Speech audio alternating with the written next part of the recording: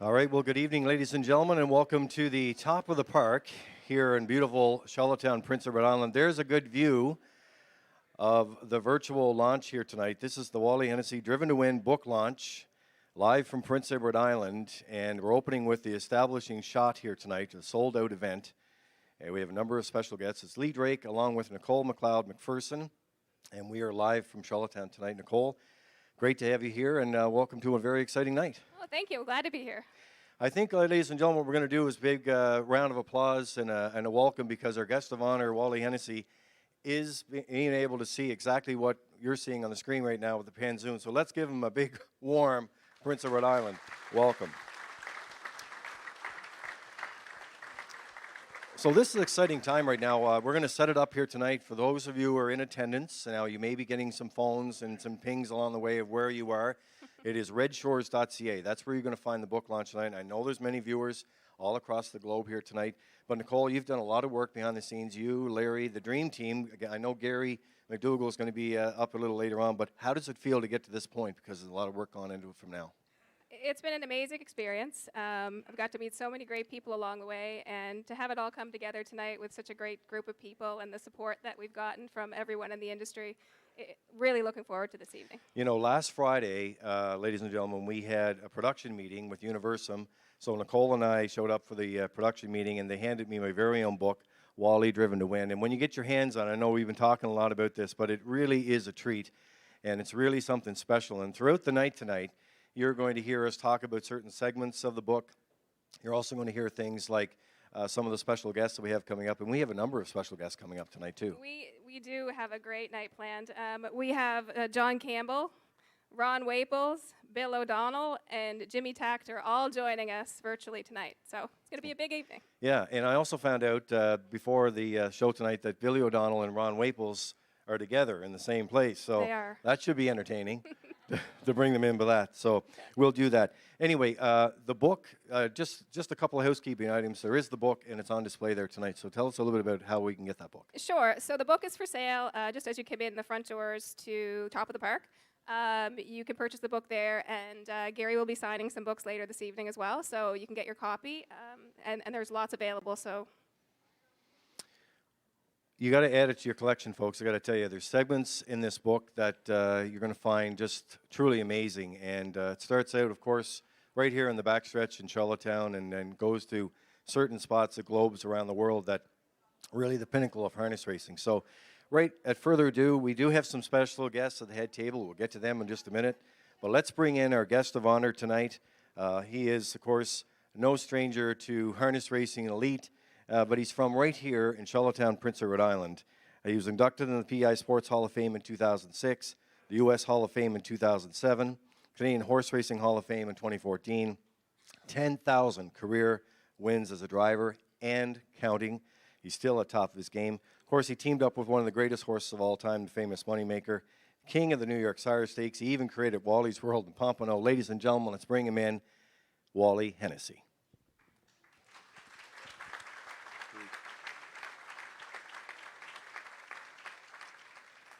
Hello, everybody. hi, Wally. So, Wally, you can hear us okay? Everything's great, Lee. Yeah, we can see you and hear you just fine. Excellent. So, with the technology and the technology world, of course, we've got you beamed in. First of all, tell the folks, where are you located right now? Actually, right now I'm in Nichols, New York. That's like the home to where I base now out of Tioga Downs. So I kind of came here about 2 to 3 years ago. I always went to Saratoga, but I thought I'd give Tioga a shot, and it's worked out fine for me. It's kind of what I want right now in life. And can I just say one thing? I wasn't nervous when you asked me to come on, but when you told me that Ron Waples and Bill O'Donnell are together, oh boy, this might not be. This could get ugly. Well, it is going to be something else. Nicole and I were going through our notes a little earlier, and Nicole, you wanted to start off with congratulations on the book because Yes. you worked very closely. Wally calls it the dream team, but I think that's a suitable note. Wally, congratulations on the book. It's an amazing book. It's been wonderful getting to know you and all the connections that I've made through the book. And I've got to talk to some of your closest friends too, and they all have great things to say. Yeah, we're really, really happy to have you here tonight. Well, uh, when Larry Roznicki, he had first contacted me, I'm not quite sure. It was well over a year ago, and he had mentioned, well, what he asked for. He said, I'd like to ask for your permission to do a book on myself, and I wasn't I wasn't really didn't think that'd be something that people would be interested in. So I said, Larry, I don't really think that's a good idea. And he said, I'm not asking you if people are interested. He said, I'm just asking you for if you would give me your permission to do this. That's all I need, and then we'll go from there. And I said, well, if you're just asking for my permission, let's rock and roll. And I tell you what, it was just great. Larry from the start, and then the team that he lined up. His wife Nancy, and then Jerry Mccabe doing the research, and Aurelie Shepard doing all the graphics, and of course, of course, Gary Mcdougal. Truthfully, when my first right from my first conversation with him, it was crazy. We just had a good chemistry, and he told me straight out. He said, "Wally, I've attended races, harness racing, but I don't really know the ins and outs of it and what goes on in the backside and what it all entails." And I said, "Well, let's see where this goes." And we never had a hiccup. It just he would ask me questions, and I tried to guide him to the right people that I thought could give him the proper answers. I tried not to have a whole lot of I in it, because O'Donnell, keeps telling me I do have eye problems. He told me one time. So um, I just look at it. It couldn't be better. Gary did a tremendous job, and I was like you, Lee. I got the book about a week ago, and I wanted to read it before I come on tonight. Just kind of see what was said in there, and probably a little biased here, but it's a terrific read. It's got everything. It's from my grandparents to my family, my parents, and all my friends, and the people I competed against, and the horses that I drove, and it's just I was very impressed. Very impressed. Well, we're going to keep you entertained tonight too, because we have some guests that are here. We have some letters that were coming in as soon as this hit the street that it was happening. We had several people get in contact with us, Wally. So what we're going to do is we have a head table guest. We'll set it up for you here. We got a packed house, as you can see. We got head table guests. We're going to introduce them here in a minute. Then we also have some other special guests that we're going to hook up virtually here tonight as well and do that. So it is very exciting. The local newspaper this morning, as you know, Gary Mcdougal worked for the local newspaper here for many years. It was an awesome story that came out today on the book launch, and it talked about that. And I think a lot of people said the same thing, how pleased you were to have the book. And what it really means to your family and what you've done for your career. So we're going to introduce the head table now for you. So here's Nicole to kick things off. Well, I'm going to kick it off with the Honorable James Elward, Minister of Transportation and Infrastructure, is here tonight. Welcome to you, James. And we have Mayor Philip Brown joining us this evening. We have the author, of course, Gary Mcdougal, who's at the head table. We're going to hear more from Gary coming up a little later on formally and get formally introduced as that, but he's at the head table tonight. And we have Jerry Mccabe, the amazing historian behind the research that went into this book. Now, of course, we have family members. John Hennessey's here, Wally's brother. John is the second eldest of 5 sons of Joe and Shirley Hennessy.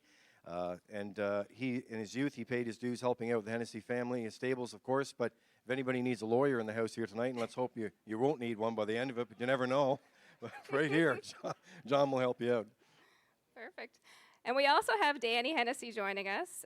He's Wally's oldest brother, or older brother, I should say. He's an accomplished horseman and trainer with over 1,000 career training wins to his credit. He was twice honored as Florida's Trainer of the Year and is a member of the Florida Harness Racing Hall of Fame.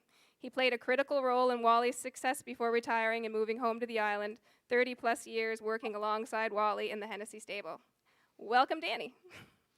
Ladies and gentlemen, let's give a warm welcome to our head table guests.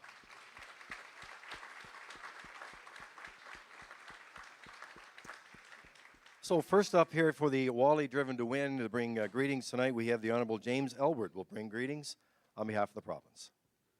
And by the way, your microphone is right up here beside your table, and Wally will be able to see you. There you go, and you're going to be, there you go, right on cue. Lee and Nicole, it's a great event, and I'm so happy to be here this evening. Wally, it's certainly an honor to be virtually in your presence. And Gary, congratulations on a fantastic book. Anyway, as I said, it's a great honor to be here representing the provincial government and our Premier, the Honourable Dennis King, who sends his best regards. He would really like to have been here tonight, but he had another commitment. I think he's got 3 premiers that he's speaking to this evening, trying to get some stuff ironed out. I want to first and foremost congratulate Gary for his remarkable book, and you're such an incredibly talented author and storyteller. We're so fortunate to have you in our community and contributing to our literary word. Of course, a lot of congratulations also goes out to Larry and his team. I know Larry has worked on many books here on PEI, and it's remarkable the work that you and your team pull together as well. So back to Gary for a moment. Gary has spent over 47 years in the newspaper industry. He is well versed at reporting news, doing his research, and keeping us all informed. It's interesting, Lee mentioned about the story in The Guardian this morning, and Gary spoke up and he said, nobody got the paper. The blockade over New Brunswick, Nova Scotia caused the actual paper copy to not come to the island. So Gary took credit for stopping the presses. In any event, this book really brings to life the experiences of Wally, the challenges he faced, and the moments of glory, as well as the importance of the harness racing industry. And we all know that harness racing has deep roots right here in Prince Edward Island. As we were sitting at our own table, we were just kind of talking about how we're intertwined within the harness racing industry, and our family members, whether they're still here on PEI or from away waiting to get back to PEI. It's certainly an industry that's ingrained in the thread of who we are here on PEI. And if you step back in time to the 1800s, as roads were being forged across PEI, you'd find a collection of long, straight dirt roads. And it was on these roads that neighbors would match their horses against one another. These contests, often spontaneous, arose out of the competitive desire of the horse owners to pass and not to be passed. And it was a fun pastime and the birth of our harness racing industry as we know it here on PEI today. Now, harness racing is more than just a sport. It's a way of life for many, an economic driver in our community, and is part of our heritage, our traditions, and our future. To Wally and the entire Hennessy family, I want to say thank you for your willingness to share your story. You've come a long way from a young man mucking out the stables to a world-renowned Hall of Famer driver with over 10,000 career wins. Your story will certainly be an inspiration to many, and thank you again for sharing it. In closing, Gary, I want to wish you all the best with the book. It's a tremendous accomplishment. Congratulations, and I can't wait to hear what you'll be working on next. Thanks very much, ladies and gentlemen. Enjoy your evening. Thank you very much, James. The Honourable James Elwood bringing greetings on behalf of the province for the Wally Driven to Win book launch tonight. Great, and now we'd like to call on Mayor Philip Brown to bring greetings from the city of Charlottetown. Bring down this mic a little bit. Bring it down with a little short guy here. How you doing, Wally? Everything's good, Philip. Well, good evening, everyone. Wally, good evening. Gary, Honourable James Elwood, Lee, Nicole, and of course the Hennessy family that's all the way back down there. It is an honor and a privilege for me to be here representing the city of Charlottetown, birthplace of Confederation. And also, it's an honor to celebrate the release of Gary Mcdougal's book, Wally Driven to Win. As a student of history, I know how valuable it is for stories like this to be recorded and shared in such a meaningful way. Who knows? They may make it into a movie, and I could be Wally, or I could be the horse. And don't add anything to that horse. I hope he is genuinely thrilled to have a publication that celebrates not only his many accomplishments, but offers such a rich and detailed account of his journey. Not only does Gary's book tell a story of a passion for sport and hard work, but it also includes a multitude of perspectives of Wally's life, which includes words from his daughter, Christy, quotes from relatives and friends in the industry, and some incredible photography. And Wally, if I can say one thing, in 2012, Wally was given the key to the city by Mayor Lee, and I know that Wally is really a hero here on Prince Edward Island and in Charlottetown, and he knows his roots, because every time that he's back in Old Home Week, anyone can go up and speak to Wally and be gratefully saluted or greatly acknowledged by Wally and his presence. So thanks for being that kind of person, Wally. This book about Wally's life and career makes one thing clear.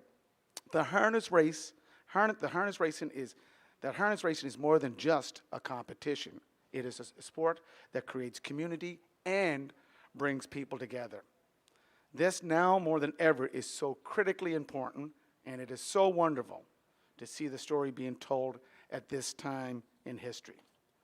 The book reveals the drive and determination of one individual, Wally Hennessey, but it serves as an inspiration to us, to all of us, as it shows what we are as Islanders are capable of, as well as the grit and perseverance that makes us who we are. I am very much looking forward to reading this book.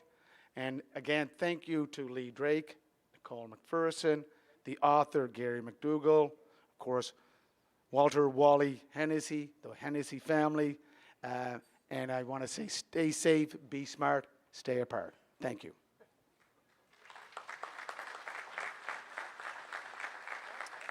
Thank you very much. So Mayor Philip Brown, and thank you and for your comments here tonight. Wally, the Top of the Park crew is going to, well, you know what kind of great food we have here in Prince Edward Island, and I know that you want to be here tonight, but the crew is going to start now serving the Top of the Park, because what we're going to do, we have an action-packed agenda here, so there's a great dinner that's going along with it tonight, Nicole, Yep. and they're going to start serving the guests here tonight as we move along into tonight's program. Now, you mentioned once again, I was just getting a couple of pings about the guests that are coming in.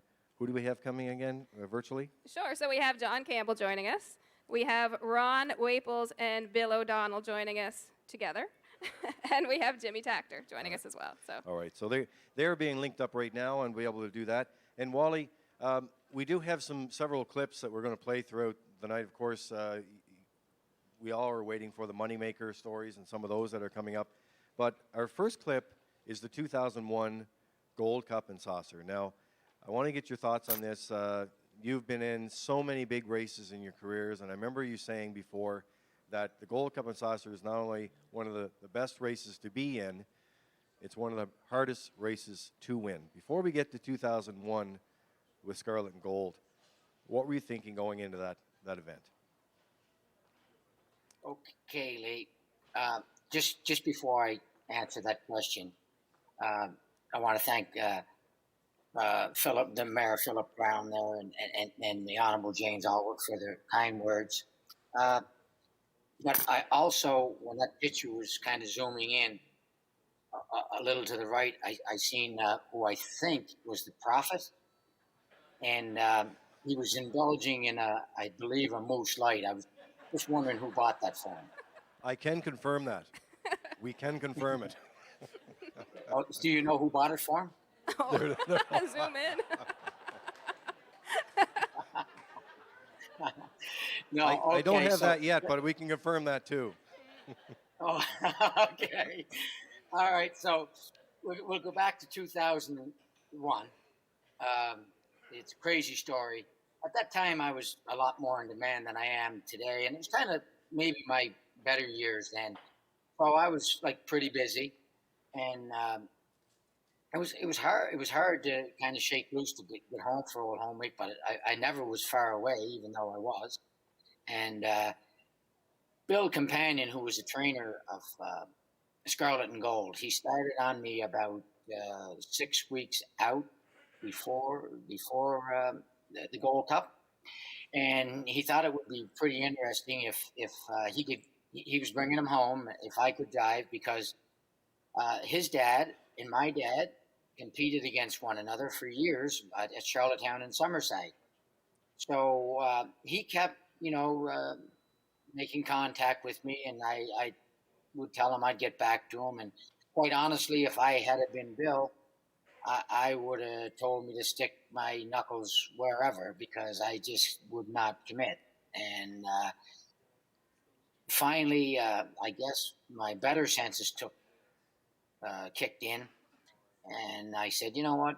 Maybe this is my opportunity to go there and maybe have a chance to win the race I grew up watching and admiring. And every time that anybody mentions Prince Edward Island, I'm always quick to tell them how great Prince Edward Island is, but also the Gold Cup race. So, as it turned out, it was, I think as Vance put it, what did he say? Dreams do come true.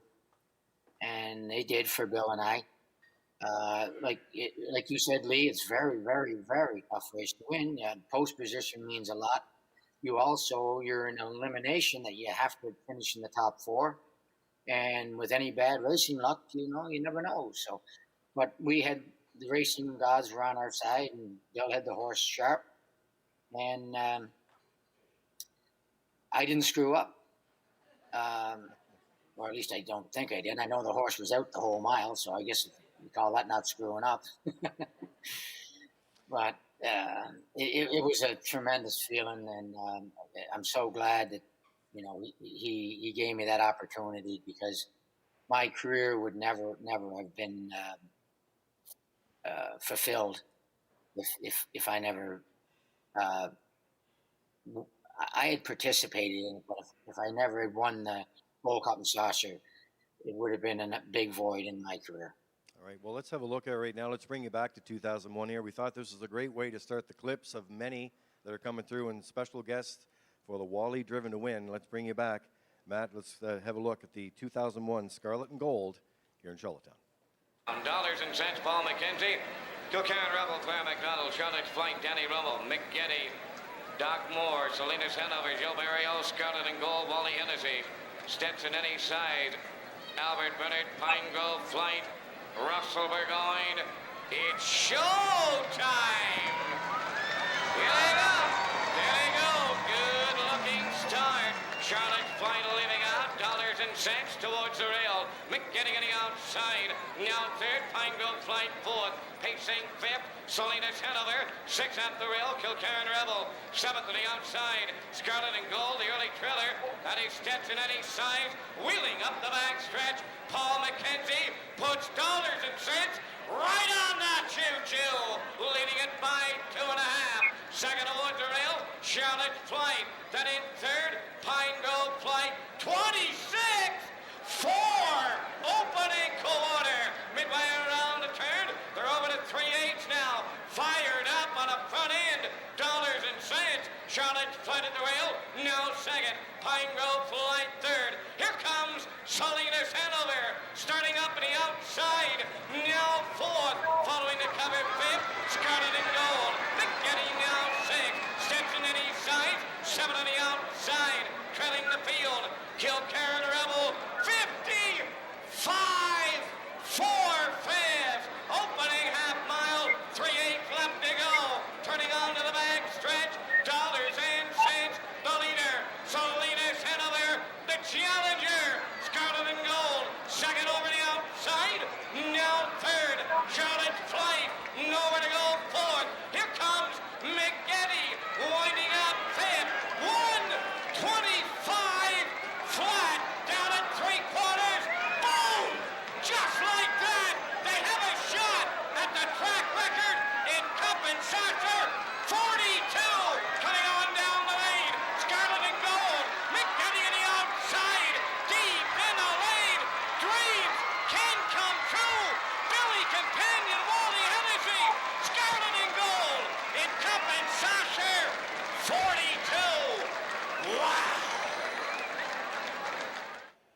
Well, Wally, there it is, and Nicole, we get goosebumps just watching do, that. yeah. And we long for those crowds again.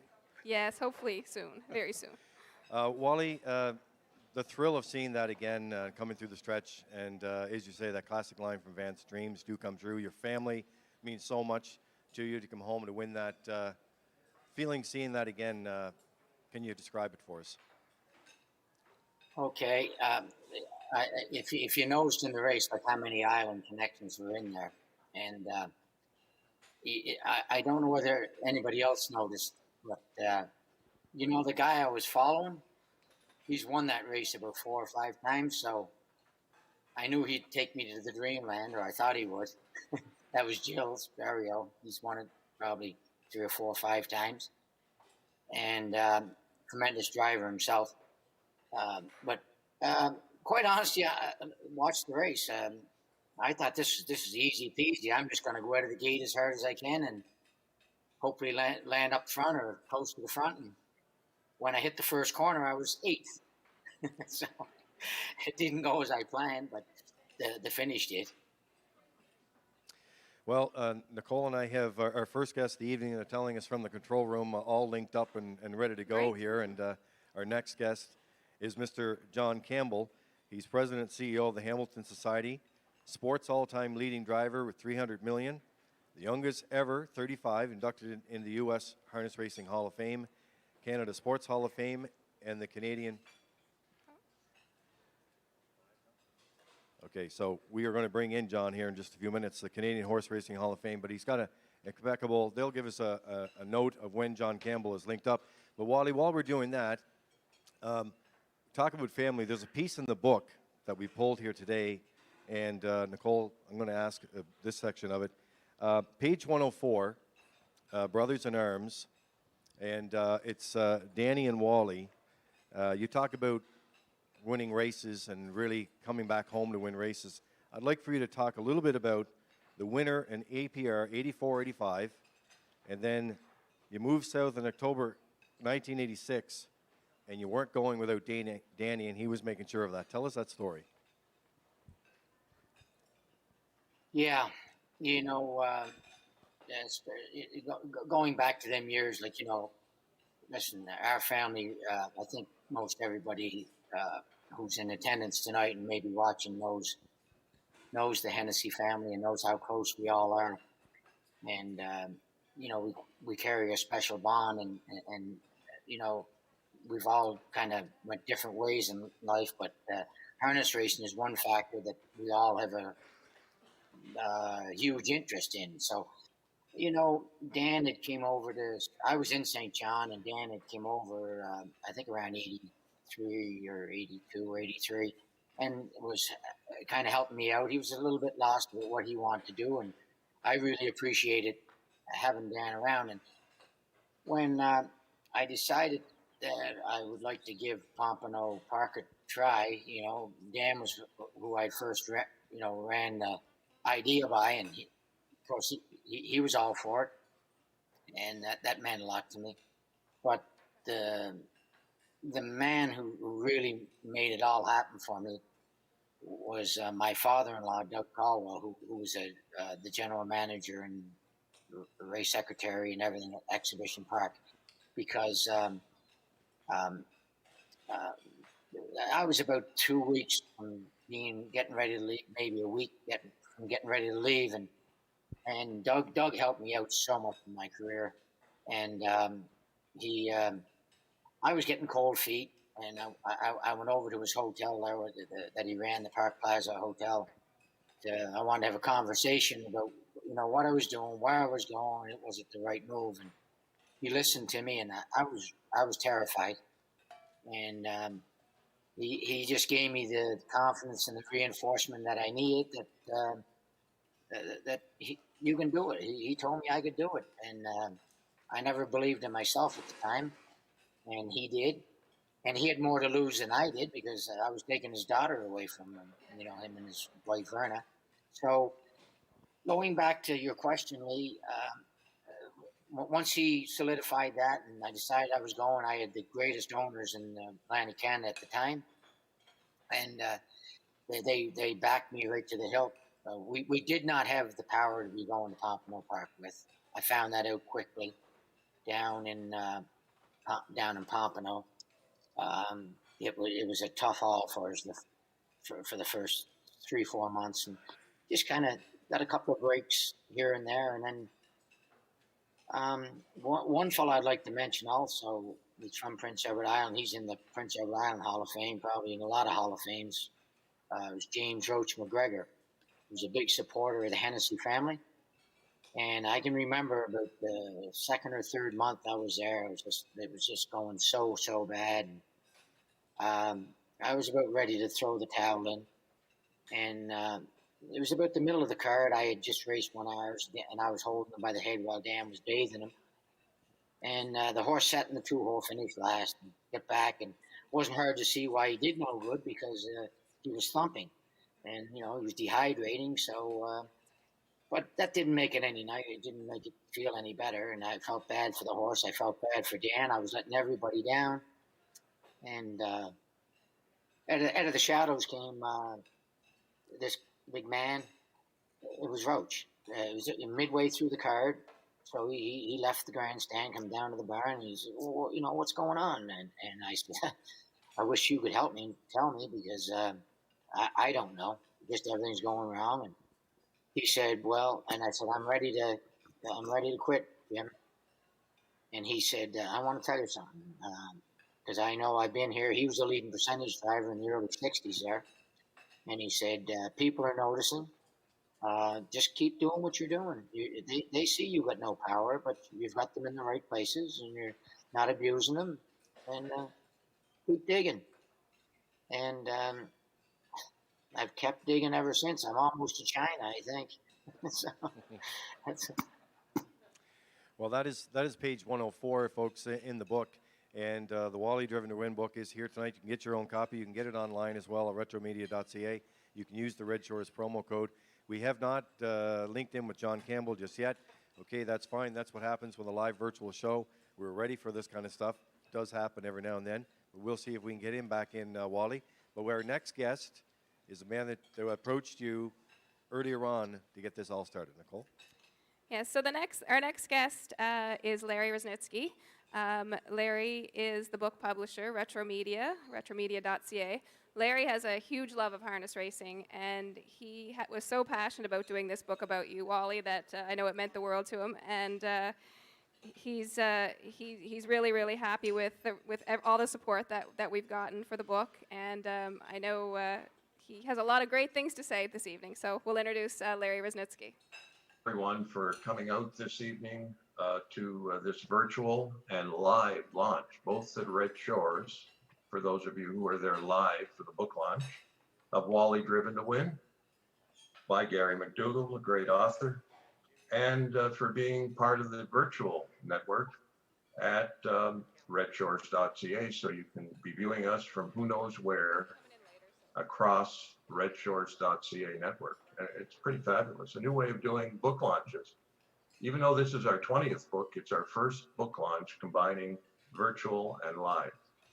So first of all, there are lots of other thank yous to give and take note of. First of all, Wally Hennessey for allowing us to do this particular book launch and book.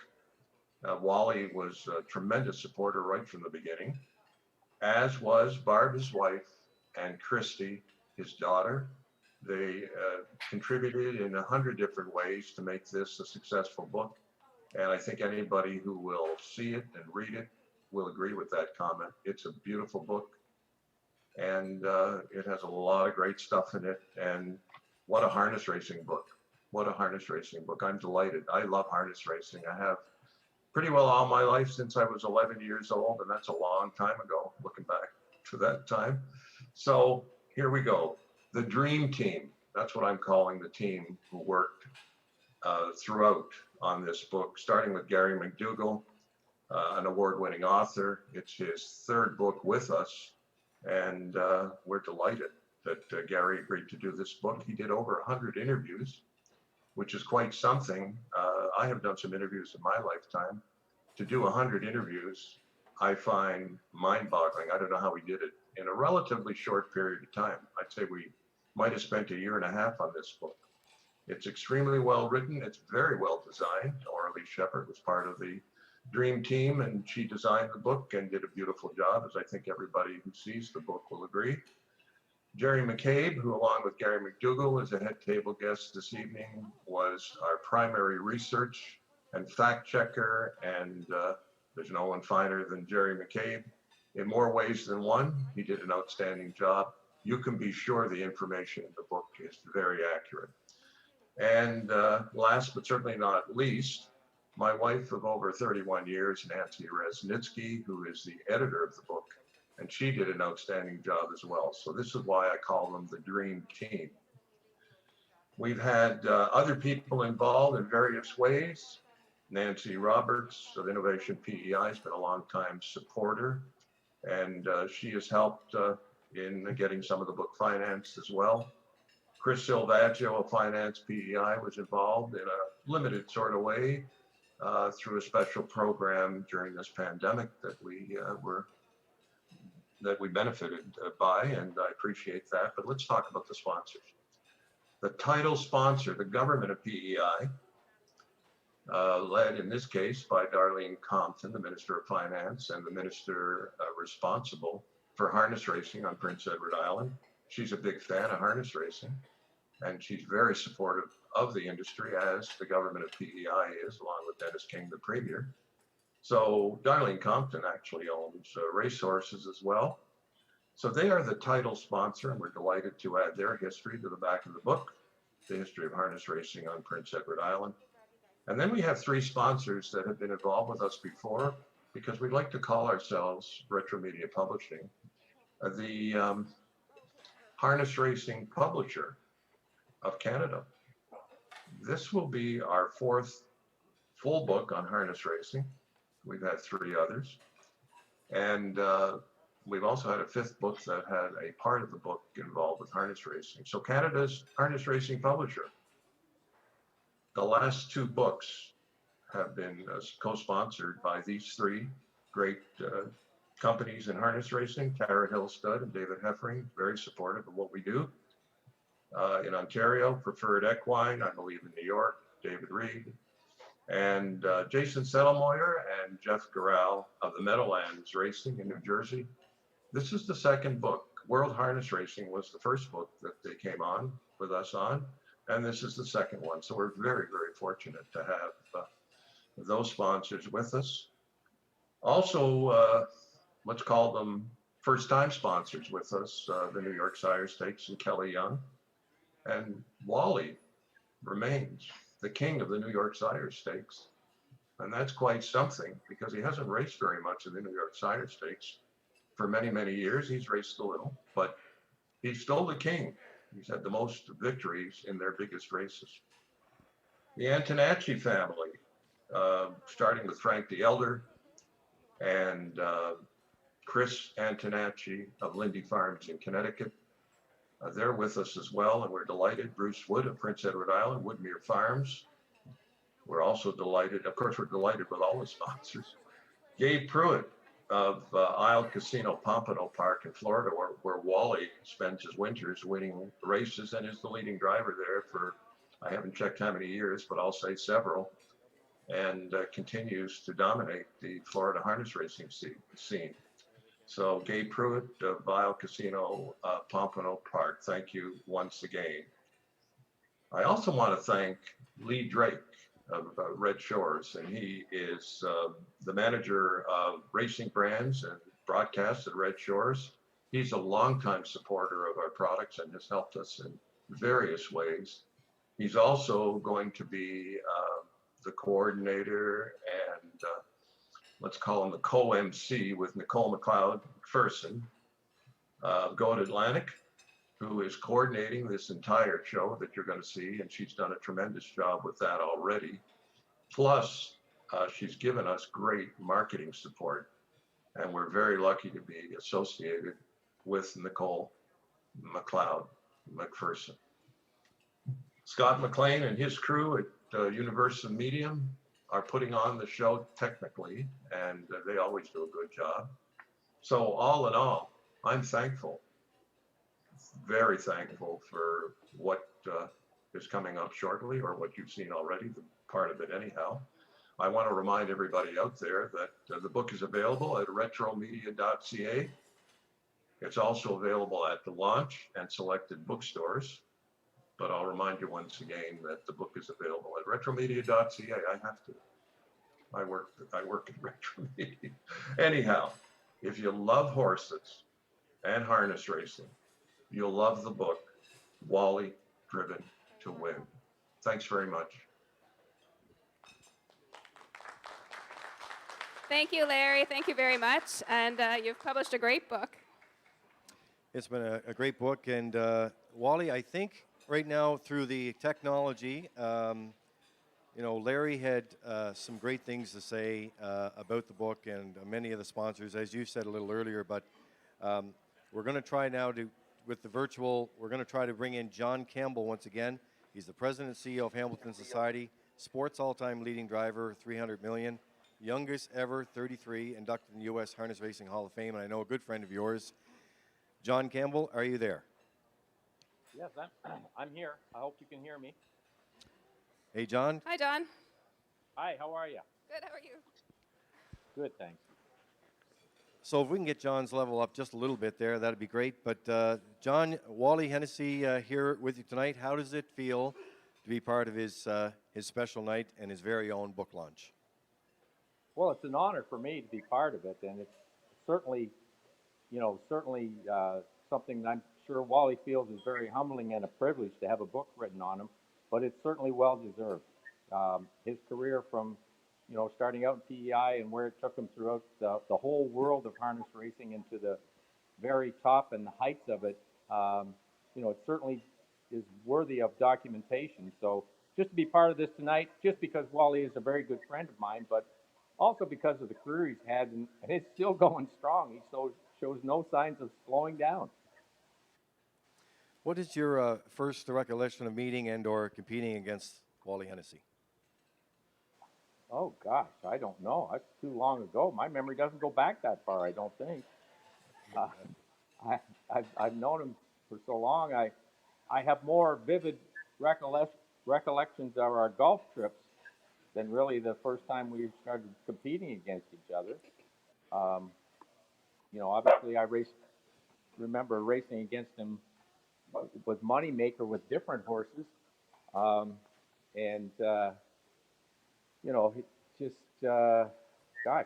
think my first recollections are more about golf than they are about horse racing.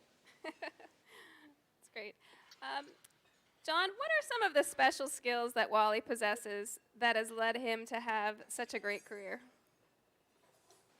Well, I think, obviously, I'm a great believer in that great drivers are born, they're not made. You're either born with that innate ability to communicate through the lines and rate horses and have a feel for races, and I think that's a God-given talent, and obviously Wally has that.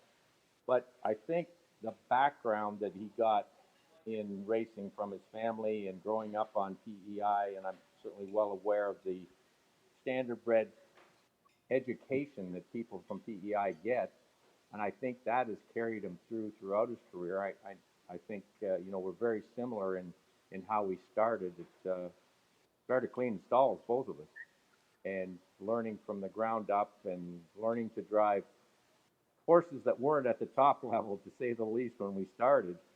And that makes you a better driver. It's an education that's a cornerstone of what makes you move forward, and it's things that I'm sure he'll admit that he relies on to this day, the things that he learned from his dad and many people back on the island when he started. Wally, what's it like to hear John Campbell with you tonight and talking about you for your book launch? And I know you're great friends. You're very competitive on the racetrack, and you're very competitive on the golf course too, I understand. Well, this is very, very special to me because I've been quoted, and I've said many, many times that what an honor, John, to have you here tonight and speaking like this. Because as far as I'm concerned, there's been no greater harness driver in the history of our sport, and there's been no better spokesman for our sport, and you're still doing that today.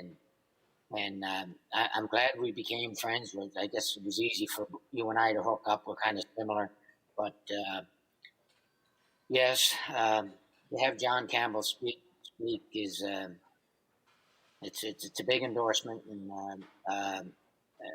I've respected John my whole life ever since I met him, and I'm glad that he feels the same way, towards me.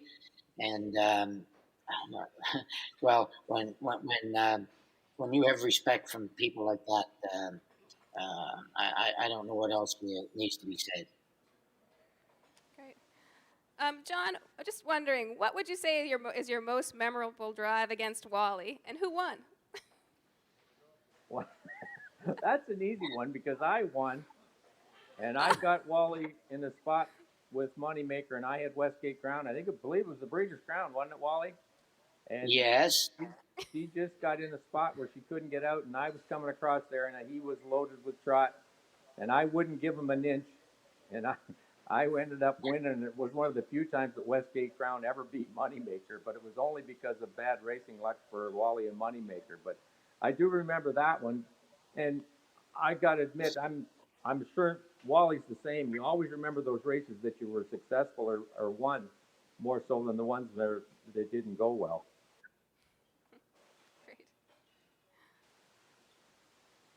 Wally, what do you think of that? He's spot on, and what's going to be sad about this is that there's another fellow going to comment on that tonight as well, because he was in the race as well. I think both of them were, Mr. O'Donnell and Mr. Waples, and John, being the driver he is. I was trapped at the eighth pole.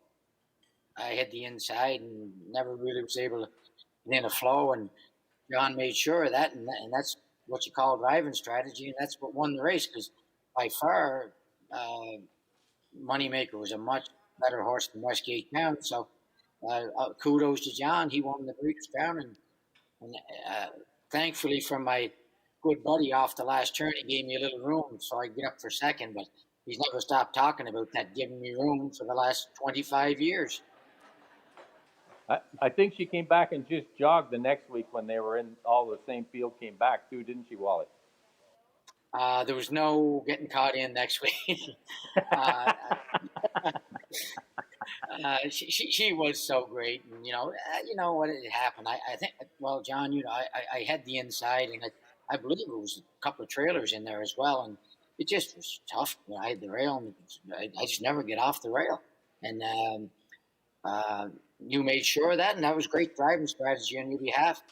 And I started begging about the quarter pole. Bill O'Donnell was outside of me. I started begging about the quarter pole.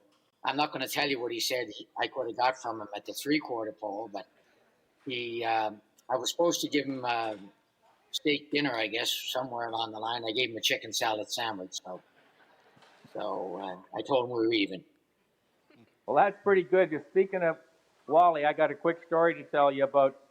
He is a little tight with $1, and he brought it up himself. He's bringing it on himself. When he was over racing Moneymaker in Europe, I think in Monaco, and he came back and he was telling me how expensive it was to go out to the bar and how much a beer was. It was just an outrageous price. And he said, you wouldn't believe how much it was. He said, lucky for me, I had a sponsor, which I already knew that somebody would be sponsoring if it was expensive. But anyway, I was going to the islands later that spring after he was telling me this to speak. I went, this is during Moneymaker's career. That's how far back it was. But I got to meet Wally's mother and a lot of the family there, which was a treat and an honor for me. But I really, really enjoyed Wally's mother. And so I was telling her this story that, how much the beer was over there in Monaco. And, Wally was telling me how expensive. And, she laughed. She said, well, he wouldn't be buying.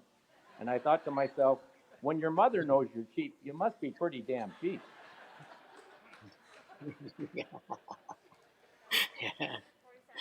Well, you know, Yeah. guys, this is part of what the launch was tonight. Getting friends together and being able to talk about the launch here tonight, and an incredible book.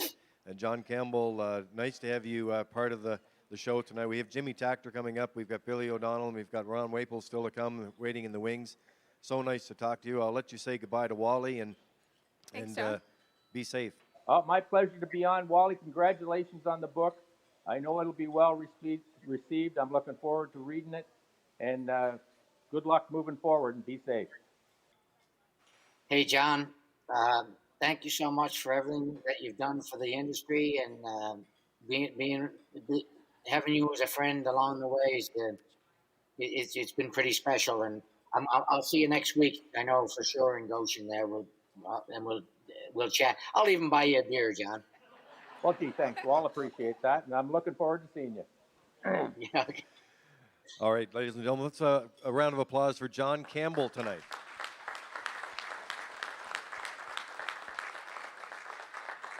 So we're going to wait for the control room.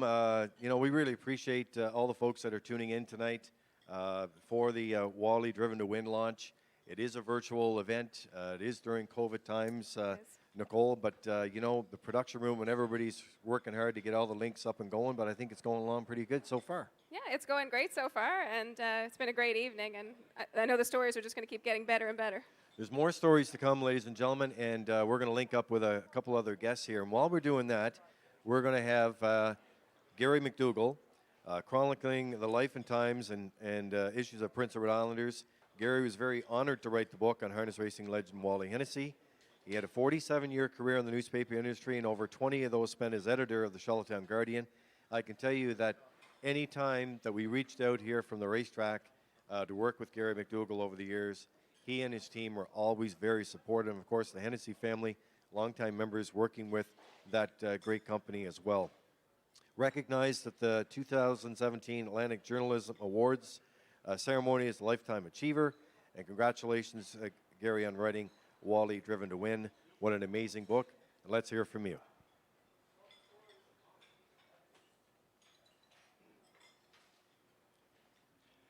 Good evening, Wally.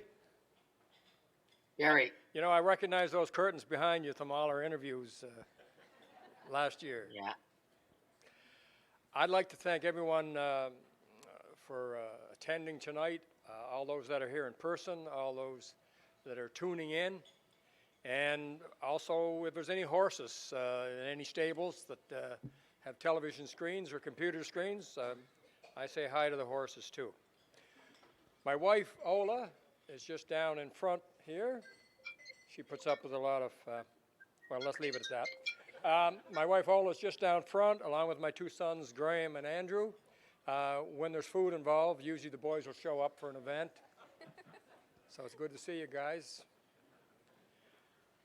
Some quick thank yous. Red Shores, in particular, Lee Drake and Nicole McPherson. The book team, of Larry Roznicki, Nancy Roznicki, Jerry Mccabe, and Aurelie Shepard. They were a real delight to work with, and we got along really well.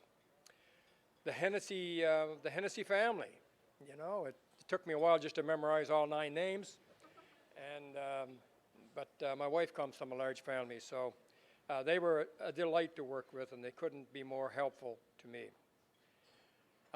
Larry discussed the book's many sponsors, and the special guests here tonight, James Aylward and Mayor Phillip. Thank you for being here. And oh yeah, I guess I should say thanks to that other guy, the Hennessy guy, who had a pretty interesting life and career, and I'm sure it's not over, which was one of the challenges writing this book. This guy won't stop driving.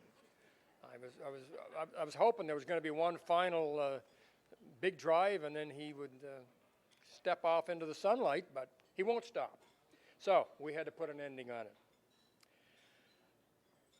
I'm standing here not far from the famous CDP, Charlottetown Driving Park finish line, and writing a book is very similar to a horse race. In fact, I guess a lot of things in life are very similar to a horse race. Just about everything that, whatever endeavor we attempt to do, it has a starting Call point, lead, Rick. and it has a finish line. And in between is where all the blood, sweat, and tears, and in this case, joy, took place when it came to this particular book. Wally's life journey started on this very track. I don't know, Wally, I guess you can't see it, but I don't have to describe it to you. I think you know what it looks like. And it's just amazing how many other racetracks this track led Wally to. He's had an incredible career, one that he should not only be very proud of, I know his family's very proud of it, and all of Prince Edward Island. As many people have mentioned here tonight, we couldn't find a better ambassador. All our athletes and prominent people, you know, whether it's Laurie Kane, whether it's Wally Hennessey, you name them, go down the list. Turk Galland, who's in the news a lot these days. They all have a tremendous love of our home province, and I think that maybe helps make us appreciate it a little more. When Nicole approached me about reading the book, I thought that was going to be a little odd because it would take me a long time and it wouldn't do much for sales if I read the whole book. Just joking, Nicole. She asked me to do a little excerpt. And the actual excerpt is fairly short, but it speaks to what I think about Wally Hennessey, and the little excerpt requires a little bit of a setup. So, it's May of 1999. We're in Stockholm, Sweden, for one of the world's most famous races, the Elite Lop. Some people even think it's more important than the Gold Cup and Saucer, but you know, we won't get into that debate. The year before, in 1998, Wally, behind Moneymaker and the Moneymaker team, they pulled off an incredible victory, and that is one of the big bucket items for any harness racing driver to win the Elite Lop, and they won it in '98, and they were back in 1999. But the night before the race, Moneymaker she just got into something, and she just was off her game. She was just a bit off, and you know, it's a field that competes in the Elite Lop, or they're elite trotters, and there's no room for error. And that day, Moneymaker got up, and although she couldn't tell anybody, actually, I don't think the crew actually knew, but it turns out she was just off. The Elite Lop consists of two races. There's an elimination race, and then the top four get into the final race.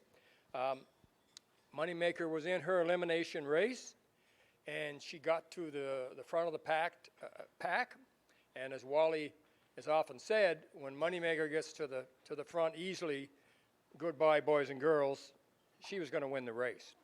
But in this particular race, she had a nice start, but then she started to fade, and barely qualified for the final, which shocked the Moneymaker team. It shocked Wally, because I don't think anyone had quite appreciated that Moneymaker, there was something bothering her. So trainer Jimmy Tactor and the rest of the crew, they went to work on her, and you know, I think they were pretty satisfied that she was ready for the final, but still, a huge seed of doubt was planted in Wally's mind about the state of the horse's health. Mentally, Wally had to make a decision about how to approach the final race and how well his horse was feeling. Complicating matters, they were on one of the grandest stages in the harness racing world. It's not a race you get invited to or qualified to get to every year. It's hard to get there. Wally was back for the second year in a row. Did the Moneymaker people know that they could get back? So he's trying to decide to himself, how should I drive this horse? You know, some people might have said, hey, I'm at the Elite Lop. This is as good as it gets. I'm going hell-bent for leather. Whatever the horse gives me, I'm going to take. I don't know. What would any of us done if we were in that situation? What would I have done? I don't know. But I do know what Wally did. and I'm finally getting around to what I said was a short excerpt. But here's the excerpt from the book where I'd explain what Wally did.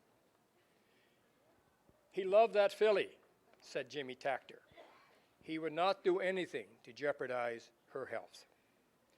With doubt in his mind about Moneymaker's health, Wally said, I knew as well as anybody she was not on top of her game. With that in his mind, Hennessy altered his typical aggressive driving style. I changed my whole strategy in the final. I drove her to win, but I didn't drive her as aggressively as I ordinarily would because of the way she raced in the elimination. And, amazingly enough, with her not being on her game, she still managed to get second, and that was probably better than the win before, the 1998 win, that she was able to rally and finish second. Wally felt it was his duty to take care of the horse, something he learned at the feet of his father. After all, it was the least he could do for the great mare who had always taken care of him and her team. Thank you.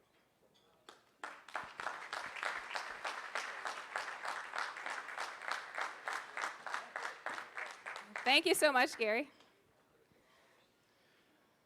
Wally, we've been trying to connect with Jimmy Tactor. I know the control room's in action with us right now, but your thoughts on that piece of the book there that Gary just read, and what memories that brings back to you on that day? Because we do have the race replay coming up of the Elite Lop. We're hoping to get Jimmy Tactor on here, but before we do that, let's get your thoughts on what Gary just wrote about there. Okay. Excuse me. What I remember about everything and all is when Larry had asked me about the book and everything, and Gary and I were speaking about where we're going and how things are doing. I only one thing I really had asked, well, two, I guess, and one was that I wanted one full chapter on Moneymaker, that she deserved to be in any book that was going to be written about Wally Hennessey, is that she deserved to be the main character. So each and every race that I've had with Moneymaker was special, and winning the Elite Lop the year before, it was one of the proudest moments of my life, and it was a big race and big time. But Gary just kind of just the way he described that is exactly the way it went down. I wasn't probably the most popular person in Sweden that day, but it was what I decided to do, and it you know, I don't know whether it hurt her or whether it helped her, but she went on and made another $3 million after that. So I guess we did the right thing. And Jimmy Tactor, I can't wait to get Jimmy on, because big part of my career, not only with Moneymaker, with other horses as well, and we've remained friends to this day, and he's always been a big supporter of mine, and me of him. I've been quoted also as him being the greatest trainer that I've ever seen or been associated with. So it was times in my life that I'm sorry that I couldn't enjoy them better while I was doing it, because there was just too much stress and pressure. And but now when I look back at it, you know, growing up there, if you look out the window there, the old judges stand, that's what I seen when I was a child, and that's where I cut my teeth. And to go from there to drive the greatest harness horse that ever lived I'm very grateful. Well, you know what, Wally, we're going to go to the race right now, the Elite Lop. We've been back and forth the control room, trying to hook in with Jimmy Tactor. We're going to try to go to him right after this clip. But let's show you the clip and show the folks here what we're talking about. Matt, the race replay, Elite Lop, Moneymaker. La barrière est en mouvement. The gate is moving. Deuxième édition du Trot mondial de Montréal, second edition of the Trot mondial de Montréal, $500,000, $500,000. Les trotteurs sont derrière.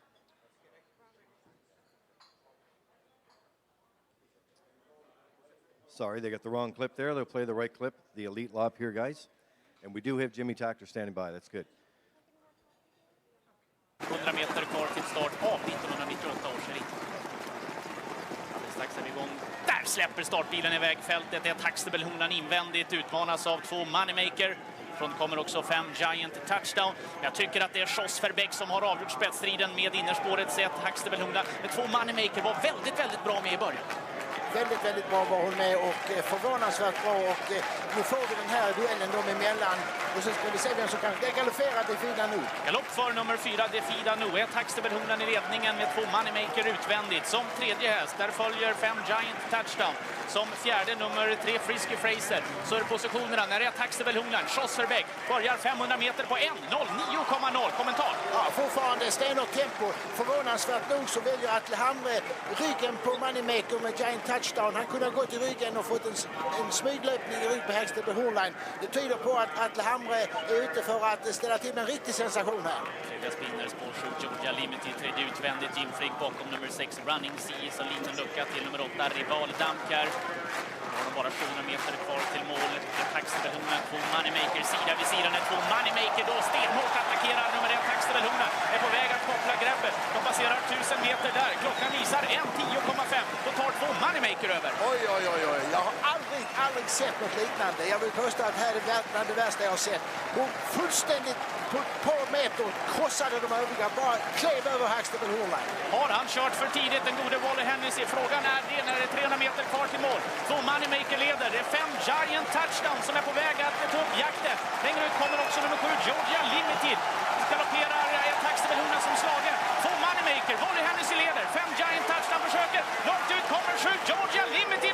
Mycket snabb. Fortfarande 2 Moneymaker. För 7 Georgia Limited som närmar sig hela vägen in mot mål. Men nummer 2 Moneymaker kommer att rädda som mållinjen och segern är Moneymakers. Nummer 2 Wally Hennessey vinner. Jimmy Tactor. Vi lyfter för kapsen. Well, there you have it, Wally, the elite lop, and also the crowd there that day, absolutely enormous. What can you tell us about the crowd? Oh, very huge crowd, guys, and they're very educated on harness racing and the horses. Like that particular race, like there's horses invited from numerous countries: Canada, Denmark, Finland, Norway, Australia. Like so there's a mix of everybody there that day. I don't know exactly what them fellas were saying, like announcing the race, but I'll give just if I got the time here. Josh Rubeck, who had the rail, he's a very talented driver over there. Been a leading European driver for forever. In the elimination, he had another horse that was in against Moneymaker, and he parked me in that race as well. And I gave her a rough trip, but she went on and won it, and his horse never made the final. So then in the other elimination, he had that horse that he won the other elimination, that horse that was in the final. So I had contacted Bernd Lindstedt, who was a very respected driver in Sweden, and he had won the Elite Lop, and having the 2-hole in Sweden is not like having the 2-hole in the United States. You know, you'd like to drop in and take a little breather and, you know, maybe move, but over there you kind of get trapped in. So Bernie told me under no circumstances to win the 2-hole. But anyway, what I was wanting to get at was Josh Rebeck. He had no intentions to let me go again, and that's fine. That's racing. But his first horse in the elimination didn't make the final. Went on the pace, and in this race here, if you watch the finish, I know you watched me, but you didn't watch him. He was galloping at the back, finishing 8th. So Moneymaker put his first horse on the pace, finished last. Then she put that horse on the run, finished last. And 2 weeks later, we go to Denmark for their big race, the Copenhagen Cup. And Josh Lebeck came up to me. I had the 8-hole, and he had the 4-hole. He goes, Wally, my horse leave fast. I know park you today. I want to finish second. And that's what happened. That's great. Some great stories. So Great I think we stories. do have Jimmy Tactor on the line. We do. Let's give him an intro and see if we can Sure. hook up with him here. Sure. So we want to welcome Jimmy Tactor, U.S. Harness Racing Hall of Fame, Canadian Horse Racing Hall of Fame, 6-time Trainer of the Year. He won 4 Hambletonians, trained 2-time Horse of the Year Moneymaker, and Meadowlands all-time leading trainer with $40 million in earnings. Jimmy Tactor, are you there? Can you hear us? Yes, I hear you guys well. Excellent. Hi, Jimmy. Great to have you here tonight, Jimmy. And I know we had a little bit of getting you linked in there, but we're all set to go. Wally Hennessey, your longtime friend, is right beside you. You can see him there. And what is it like to be part of Wally's special event here tonight as we kick off his book? Well, first of all, it's a lot of talk here about Moneymaker, and nothing to take away from her, but Wally as a driver, he's a fantastic guy to work with, and he's very professional when he have a horse. I mean, he was second in Hambletonian. We take chances for me, and he was a very difficult horse. It was not really the most honest horse that God created, but Wally was able to do so many good things that he can do with horses. So I hear everything is just about Moneymaker. Of course, when you drive with such a star like her, you get that stamp Moneymaker, and nothing against that. But Wally is a fantastic guy for a trainer to work with as a driver, and he was not just a great driver, a great friend too. So it's I had so much pleasure with him. Jimmy, tell us about the special partnership between yourself and Wally and how that first got started. Well, I think, Wally, drove a few horses prior to Moneymaker for me, but, he drove Moneymaker before I got her. I got her as after her 3-year-old season from Bill Andrews, and, Antonacci, and they wanted me to campaigning for Europe, and to be quite honest, I wasn't really so keen to Europe use a American driver over there, so I didn't know how I should approach it. So basically,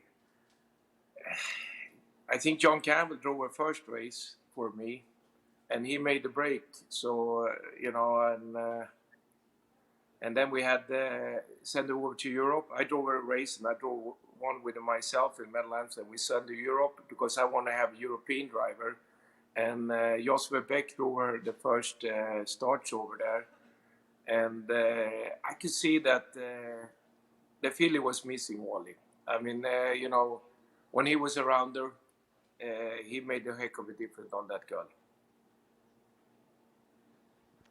Great.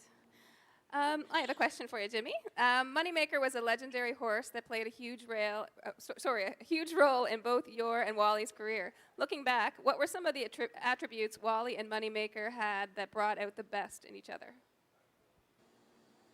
Well, we had a heck of a team. I had my blacksmith, Connie Svensson.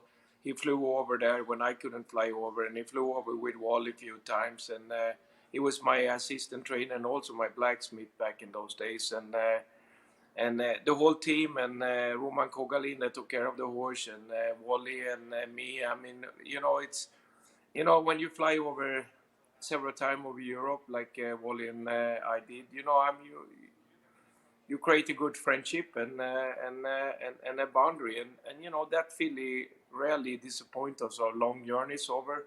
I mean, we talked about Copenhagen Cup. It was funny because we flew over Copenhagen Cup in the evening from New York, landed early morning in Copenhagen, and raced the race in afternoon in Denmark.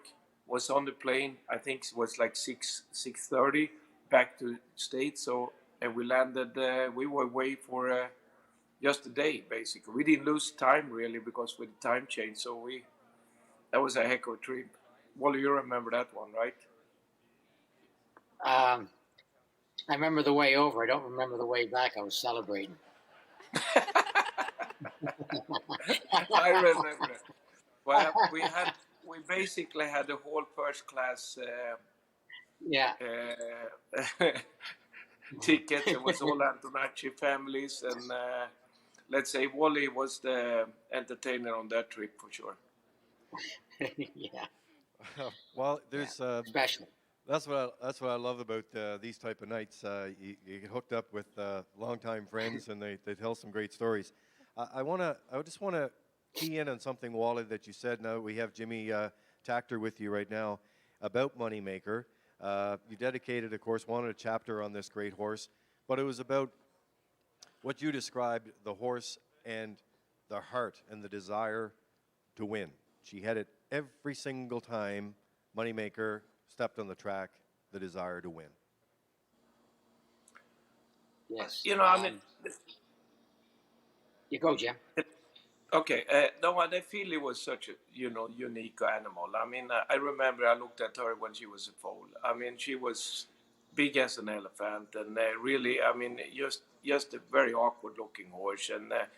And her mother Nance Catch was a great mare, and and were very similar looking to Moneymaker, but Moneymaker was even bigger. And so I can see a lot of people turn away, not buying her, but everything about her was so special. I mean, she had campaigning like we did it for quite a few years. We flew back and forth. I think it was like 7 times he was across the sea, back and forth 7 times, I think it was.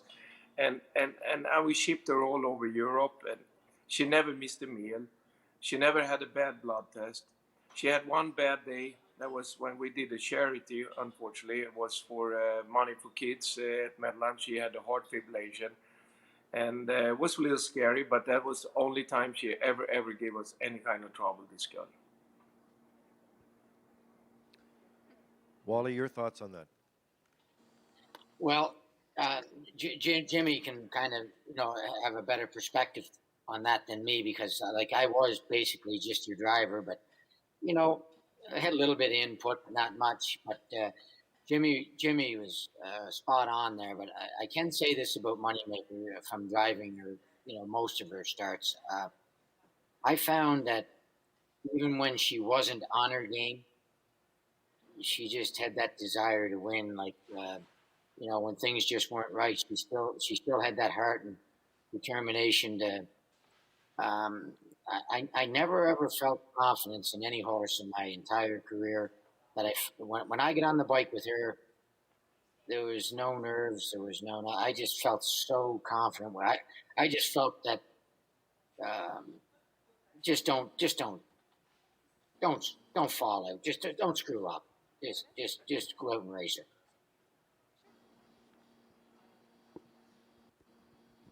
So I wanted to ask a quick question. This back cover, what can you both tell me about this? Well, I can say this was Wally and I was walking back after she won the last race, Trot Mondial, and to me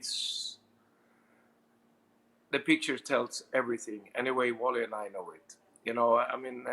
It was so much emotion in us. I mean, I almost get a little touched just to see that picture. I have it in my office, and it's that's what it's all about when you're campaigning such a great horse. And we retire winning a $500,000 race, and it's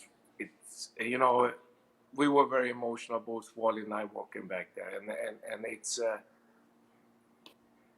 every good story have end. And that was the end for us, for us two, in the racing, and what a joy she gave us. That photo, Dave Landry took that photo as you walked away that afternoon from the winner's circle, and the Canadian Sportsman, one of the longest Canadian editions, actually ran that at their front page as they ran their last edition. So it is on the back cover of Wally Driven to Win. You mentioned Copenhagen, it's on the front cover. And that picture is on the back cover. Guys, I know it must be great to see each other again virtually and be able a chance to talk to each other tonight. Wally and Jimmy, and before we let you go, Wally, is there anything else you'd like to say to Jimmy for joining you tonight on your special book launch? Yes, Jimmy. I don't know whether you're tuned in, but John was on earlier, and people here tonight that are watching this or that are there live, we're just getting to watch the greatest harness driver that ever lived, and now in you, the greatest harness trainer that ever lived, and to have both you guys friends of mine, and I really mean that deep down. Um, it's just an honor, to have worked with you, and for you and I to have that special bond with a once in a lifetime horse. And one other thing, on the back of that book, that Dave Landry, who is had been inducted into the Canadian Horse Racing Hall of Fame, says that's his favorite of all time. So that what Jimmy said, it just speaks volumes of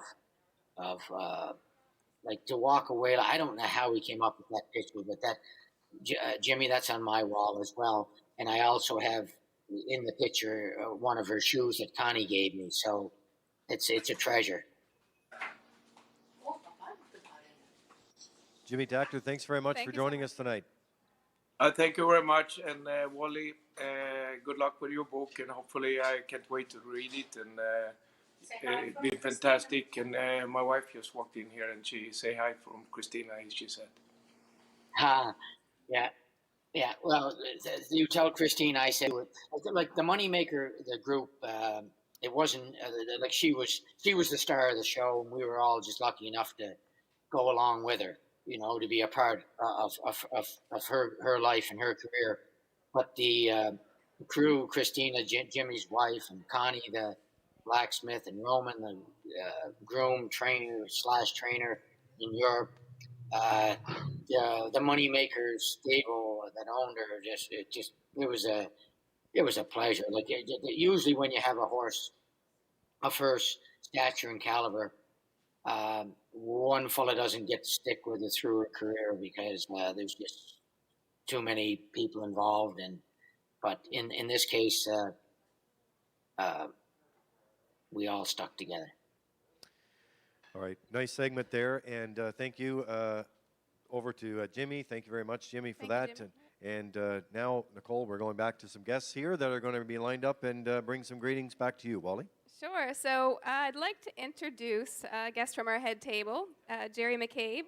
Growing up a stone's throw from the Charlottetown Driving Park, Jerry Mccabe has been a long-time participant in the harness racing industry in Charlottetown and beyond. For the past 20 years, he has been involved as a local racing historian, organizing the memory lane displays during Atlantic Breeders' Crown weekends, as well writing a trackside trivia column in the Atlantic Post Calls.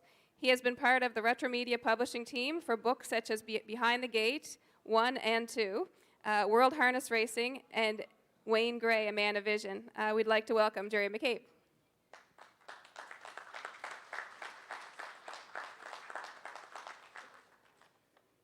Thank you, Nicole. Greetings, Wally. Greetings also to Wally's wife, Barb, and daughter, Christy, who I'm sure are joining us. Minister Aylward, Mayor Brown, head table guests, the Hennessy family, and many friends that have gathered here to take in this event this evening, and also all those that are joining us virtually from all over. I've been privileged to be part of the great team that Larry put together to produce this book, Wally Driven to Win. It was a privilege because first and foremost, I consider myself a fan of the standardbred racehorse and harness racing. And I've been a fan of Wally Hennessey in his career for a very long time. And like many fellow Atlantic Canadians, have followed his career from the beginning. I was fortunate as a young fellow growing up around the CDP to see Wally's career take flight. And it wasn't an immediate overnight success story, as some of you may know. Back then, the Railbirds might have said if you had told them that he was going to be a multiple Hall of Famer one day, that the only way that young fellow's going to get to the Hall of Fame is if he buys a ticket. Well, of course, he's since proven them wrong, and it didn't take very long. Wally overcame some of the early hurdles in his career to have that Hall of Fame career, and it's remarkable that he's still performing at such a high level today, but on his own terms.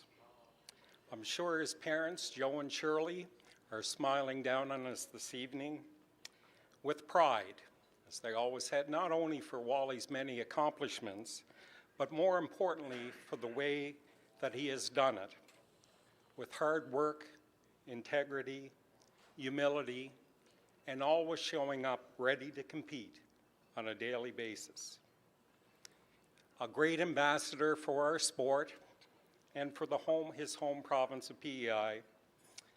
My hope is that Wally's story, as shared by Gary Mcdougall, will inspire others to follow their dreams, knowing that hard work, perseverance, with a dab of good luck and maybe divine intervention, will help them reach those dreams and goals.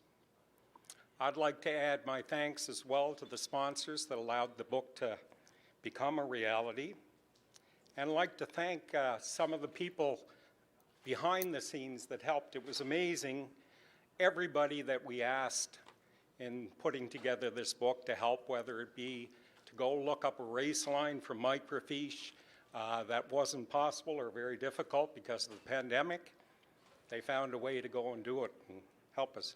To find a photo that was impossible or next to impossible to locate. Anybody that we called on to assist in any way with the making of this book was more than glad to help out. And that's a testament to Wally as well. And of course, it was a challenge by times to put a book like this together during the pandemic. Of course, Gary conducted a lot of his interviews with people over the phone. We had to get used to using Zoom technology to conduct virtual meetings and rarely had a chance to get together.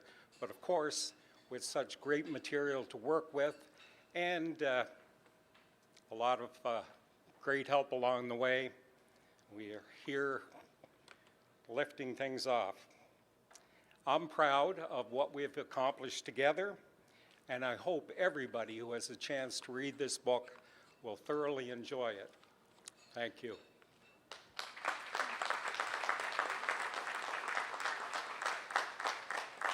Thank you very much, Jerry. Yes, thank you, Jerry. I know Jerry Mccabe, ladies and gentlemen, did some incredible work on this book. And but Wally, as you know, when you come home and you walk through the building here and you look at all the pictures that are on the walls, and there are many times, I remember it wasn't that long ago, I was coming down the stairs and you were standing there looking at some of the great photos over the years. Jerry Mccabe helped put a lot of those photos and a lot of the displays together, and it's so nice to have him part of this project and also to be part of this tonight, because he sure has a hand in capturing some of those many historic moments. Yeah. Well, generally when I come home, old home week, like it's kind of like see friends, family, and everything, and I'm usually having a few cold beverages. But what people don't know is that numerous times I've, by myself, with nobody in the grandstand, walked through, and your wall that you have with all the different pictures on it, the history of all the great history from racing on Prince Edward Island. It's something I don't take lightly. There's been so many great,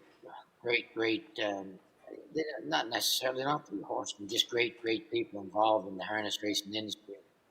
From ownership to, no, first they're starting with the breeders and then ownerships and trainers, drivers, and the grooms and everybody involved. But I have done that. I'm going to say at least a half a dozen times just on my own when nobody's around.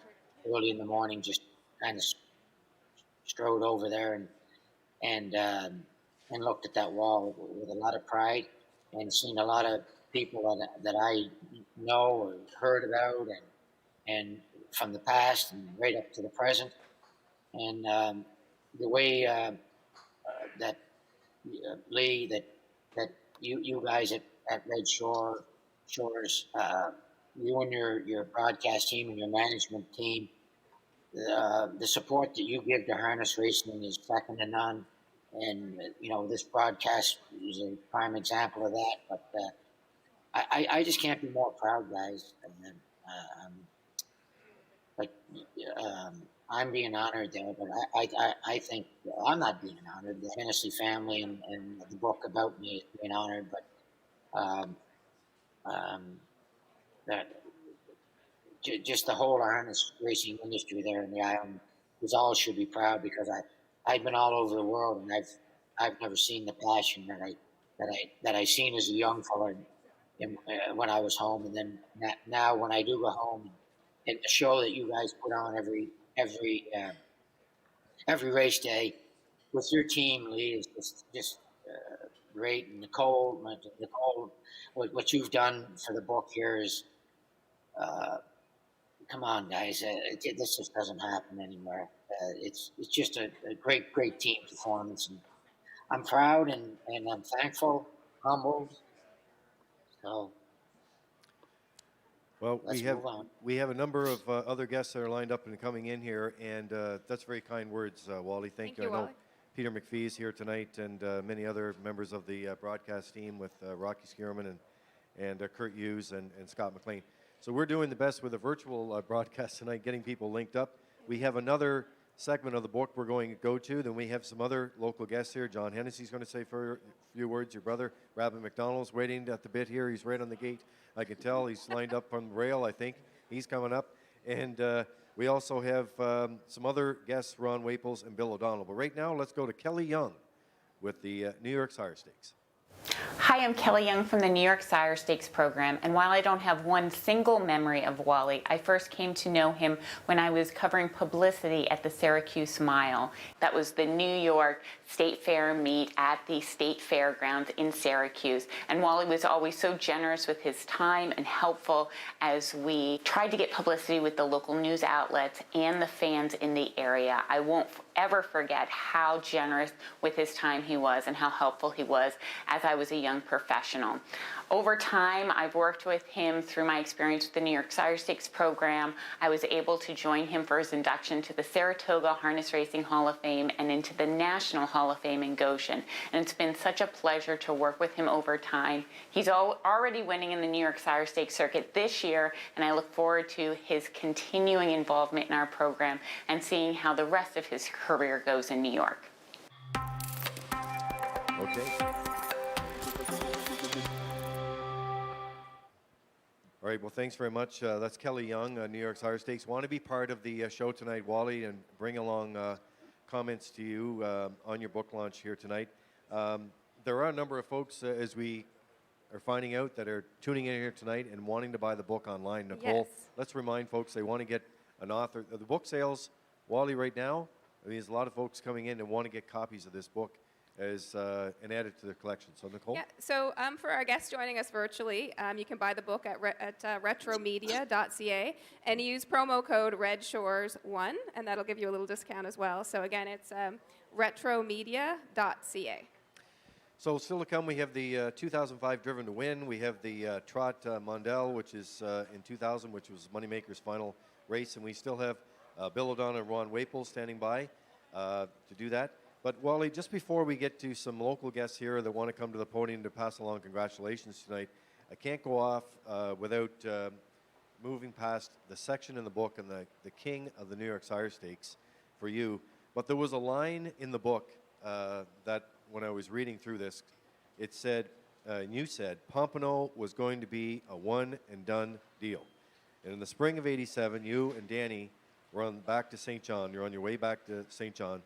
But that didn't happen. You made a stop at Saratoga. Is that safe to say that stop right there really reversed things for you in terms of getting into that program eventually?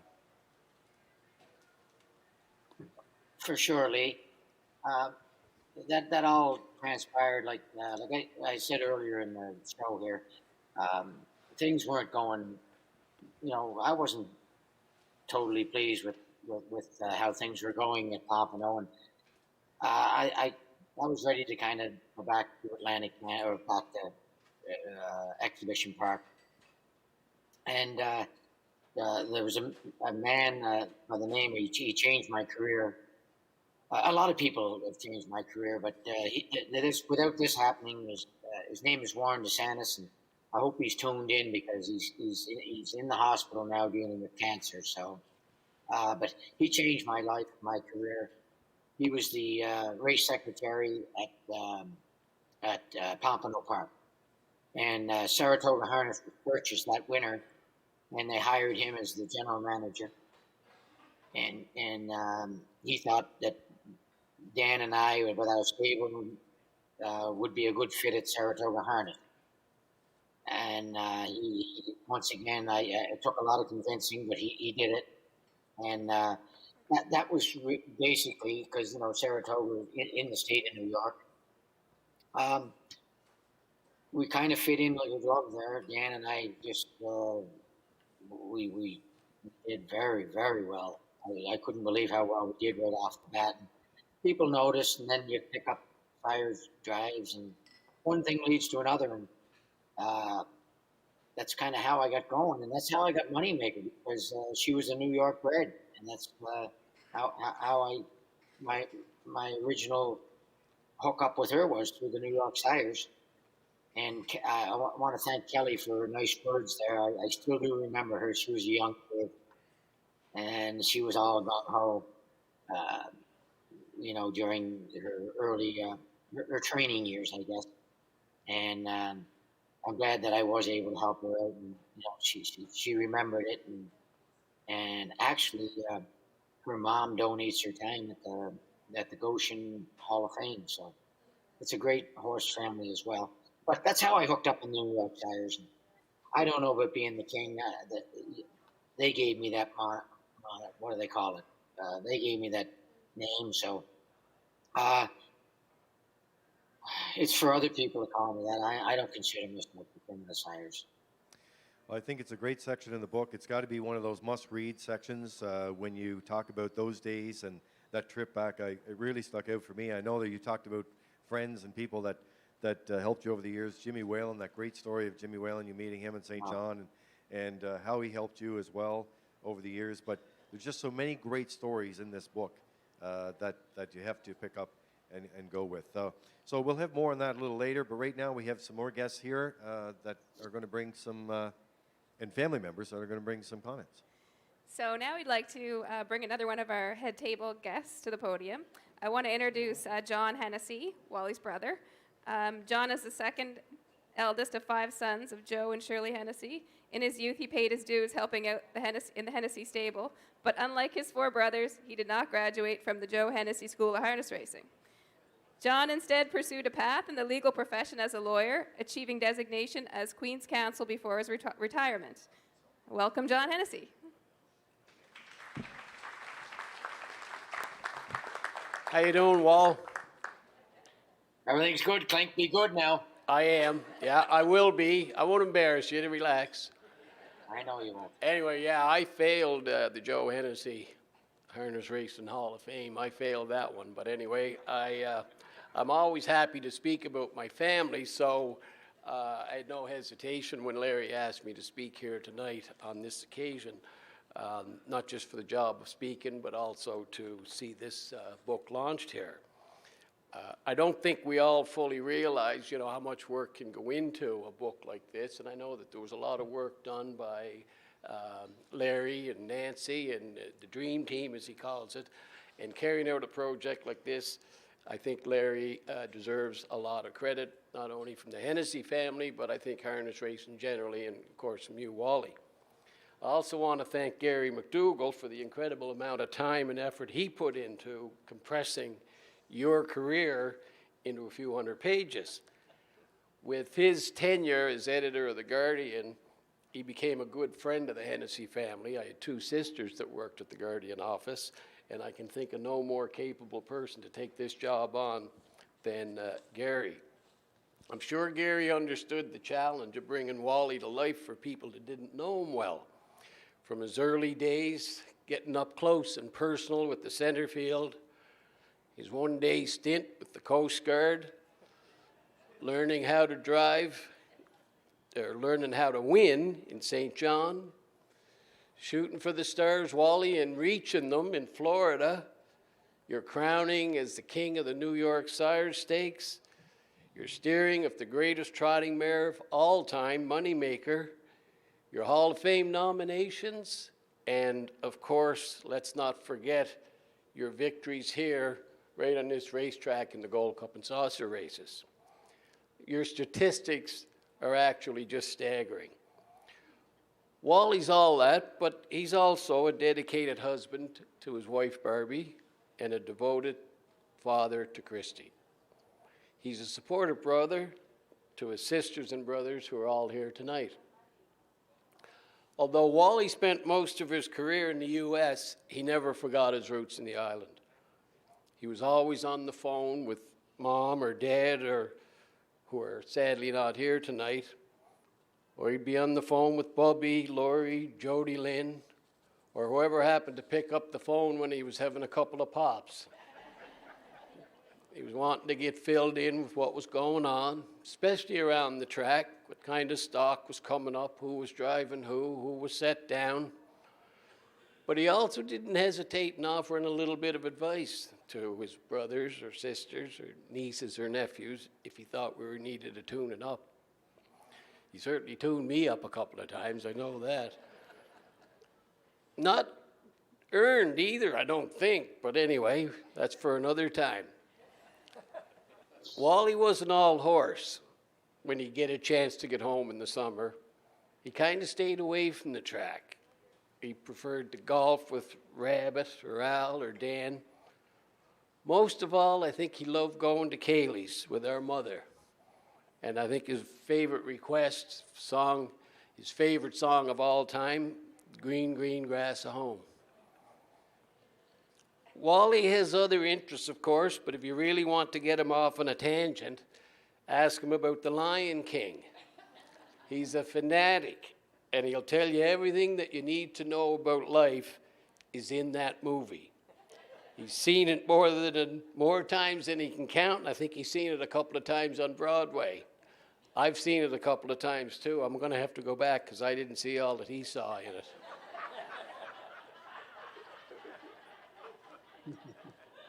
Anyway, like the superstars we see in any sport. Oh, I lost you, Clink. What? You got a reply there? You want to butt in? All right. Sorry, Wal. Like the superstars we see in any sport, Wally's humble and slow to blow his own horn. He's always given credit to the trainers, the grooms, the owners, and the horses before ever taking any credit for himself. That humility and respect for others was learned first and foremost from our father, Joe Hennessy, and our mother, Shirley Hennessy. But he also learned from gentleman drivers around here, like Clarkie Smith, Francis McIsaac, Roach McGregor, and others. Del Miller, Stanley Dancer, John Campbell, Billy O'Donnell. These are all that's all a pretty decent class of horsemen, Wally, and you're in with those bunch. And it's that humility, respect, and dedication to the trade which made Wally the great ambassador for PEI and the harness racing industry that he is. I'm going to stop here. Lights moving on. But Larry told me not to forget to mention the book. So here it is. Wally Hennessy, Driven to Win. Wally, congratulations. I love you. You're our hero in our family, and I really am glad to be part of this evening.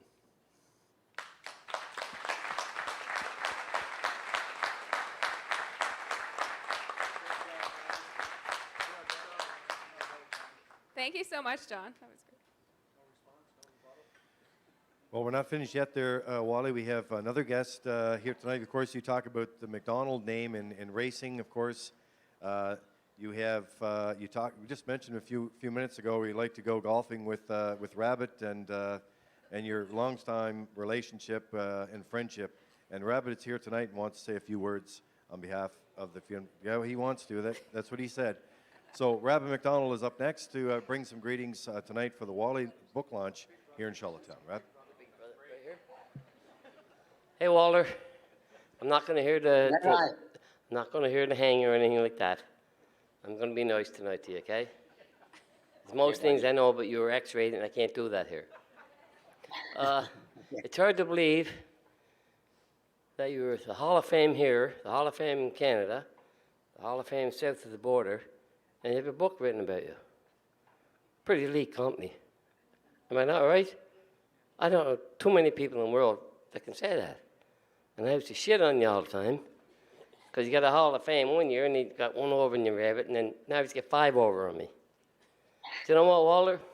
I remember a quick story, I'm not going to be too long. Down when we all lived in the same neighborhood, for you guys that don't know that. McDonald's, the Hennessy's. And I remember years and years ago, your older brother Jody and I put the barrel of twine around you and Saki, and Wally McGinnis and Freddie, and then we bet Nicholson who'd win the 100-yard dash down the street. And that was right behind when you had old Chinky Chief and them in the backyard. And I remember that to this day. It was sweet, but you know what, Walter, I like about you? We go to Florida every year, my wife and I, as you know, hook up with you. Have a great time. You never forgot where you come from. You're a world-class athlete, but a world-class person. And I'm going to tell one little story, a silly story about you. For the last 20 years or so, my wife and I, who live in Anita, she's here, good friend of Watley's crying now, look. I'm sorry, pal. We have a party on Thursday, all home week. We have a big do, and it's usually 30 or 40 people there. And Wally and Carol Jameson 2 years ago didn't like the way I was cooking the hamburgers and that. So Wally said, I'm taking over next year. I'm taking all the food, and F you, Rabbit, and don't touch any, Nita, don't worry about it. I'll look after the hamburgers. Okay, so well, 1 o'clock in the afternoon, Nita's getting a little nervous. And where's Walter at? I'm not talking to him. And you and Wally decided I'm no good. You guys deal with it. So who comes in the door? But 20 minutes later, we have 40 people looking at something to eat. Mark Beckwith, his buddy from Saratoga. Wally comes in, 50 pounds of ground beef in the garbage bag and threw it on the table. There you go, Nita, there's food. She's still pissed off, Wally. I'm sorry, she's right there now. I have to say one thing. My buddy, our mutual friend, Bobby Whitlock, who most people here in PEI would know, he just phoned and wanted me to say hi. Good buddy. Yeah. And you've been a great friend of the McDonald family, a personal friend of mine for years and years and years. When I go to Florida, first guy to pick me up in the airport, the old Walter, with a dozen cold ones. Love you, pal. Can't wait to see you all home week.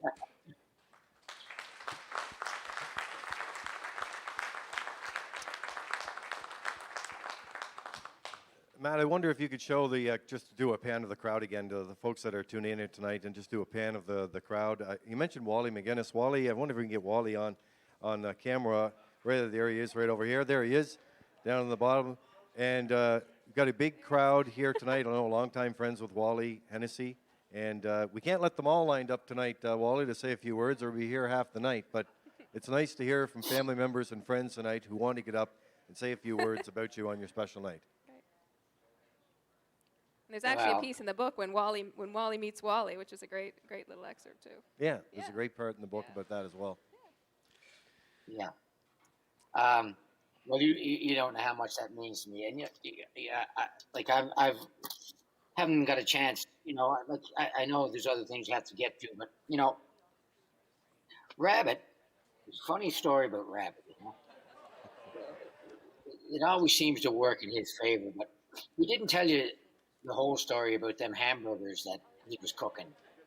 When McDonald's puts, the McDonald's restaurants, they put them 29-cent hamburgers on, like in the wintertime, special 29-cent hamburgers. What Rabbit does is he goes over and buys about 50 of them and chucks them in the freezer, and then he feeds them to us all home week, telling you how, good this burger is. So Anita and I come up with a little plan to Juanita Burger. Juanita Burger. Fresh, never frozen. So grab it. Stay away from the grill. But anyway, I would like to talk about a few people that I think are there tonight. Well, first and foremost, uh, my family. My family's, which, you know, my mom and dad, they'd be so proud right now. It'd be crazy. But, you know, going back, like this book, that's why I hope everybody buys a copy because it goes back to my great grandfather and my grandfather, who I'm named after, Wall, and talks all about our family and whatnot, and you know, just the history that the Hennessy family has in the harness racing industry. But I want to say to them there tonight that a big part of this book would never have happened without the support and love and everything that you guys we have given each other throughout our lives. It continues, and it's been a big part of it. You know, I did request a couple of things when the book was, you know, going to be to Larry. I said, you know, I'd like one chapter of Moneymaker, and like I said earlier tonight, Gary Mcdougall is just above and beyond. But the one thing I had asked for was they wanted me to, you know, dedicate it, and I dedicate it to my family and my mom, my dad, and my brothers and sisters, and my wife Barb, and daughter Christy. But I read a lot of books, not much nonfiction, mostly or nonfiction, excuse me, not much fiction.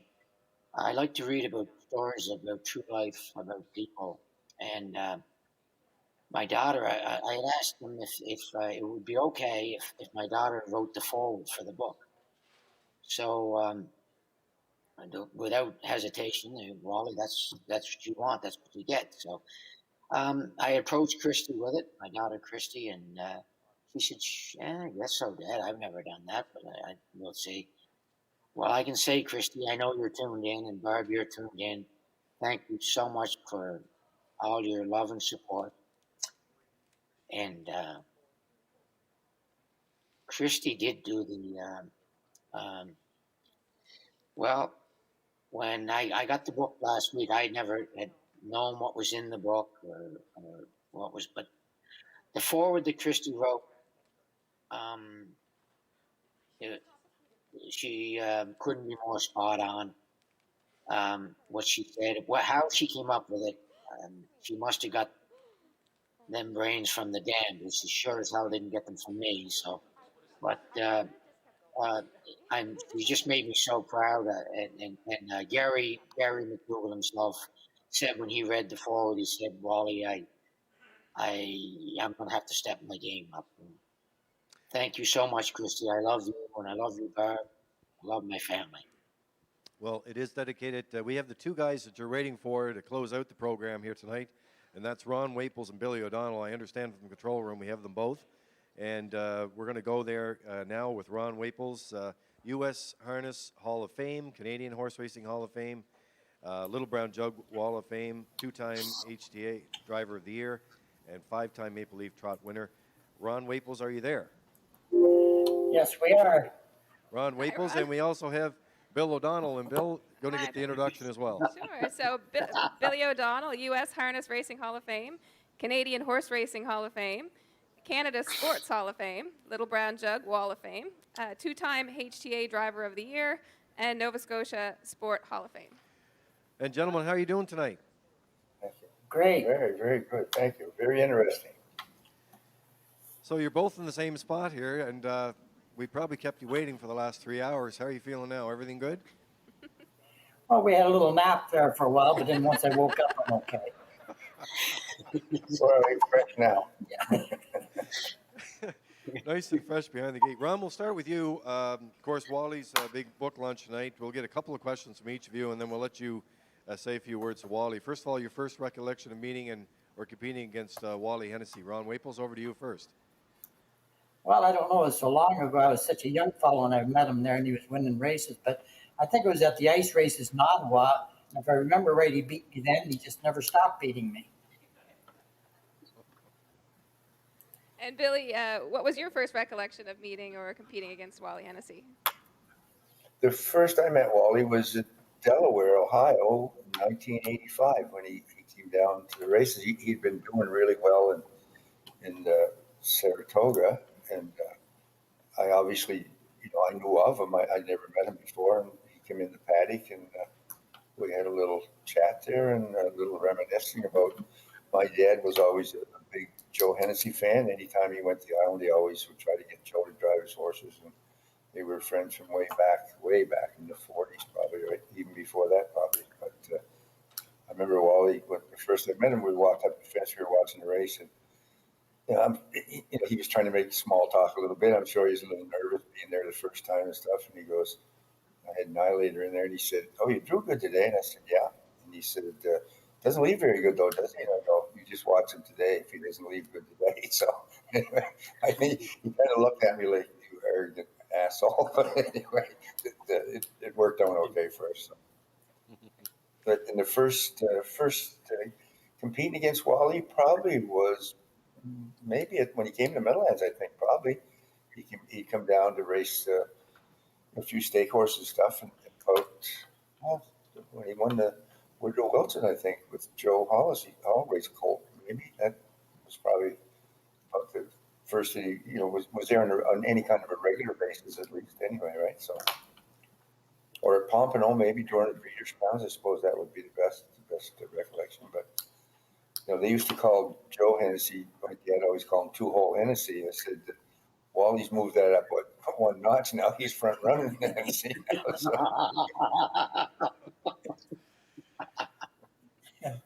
Wally, what about your election of these two gentlemen in your career?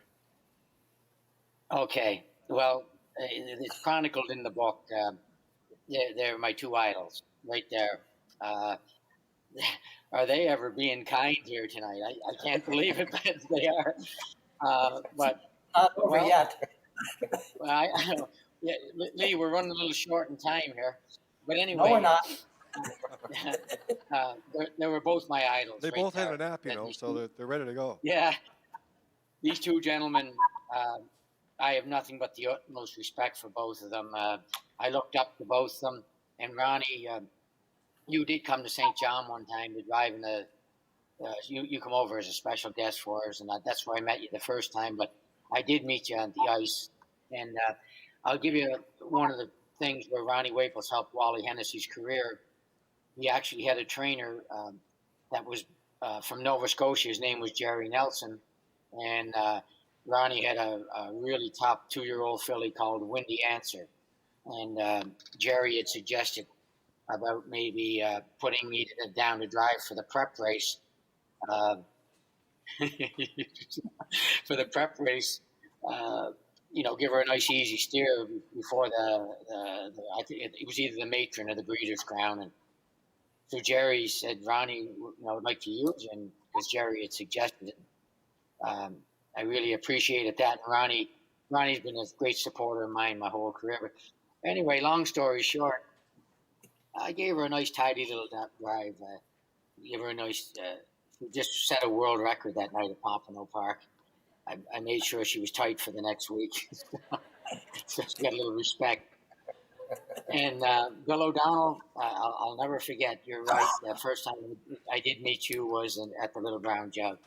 And I was so intimidated to go up to speak to you. And you've been a great friend of mine since that day. And I will never forget my first time going to the Meadowlands, how comfortable you made me feel, because it's a very intimidating place to race. And you made me feel right at home. And but both you guys, I can't say enough about you. I mean, your careers, that's self-explanatory. Black and white doesn't lie, the career you guys had. But thank you so much for coming on here tonight. And like I said, you're both my idols.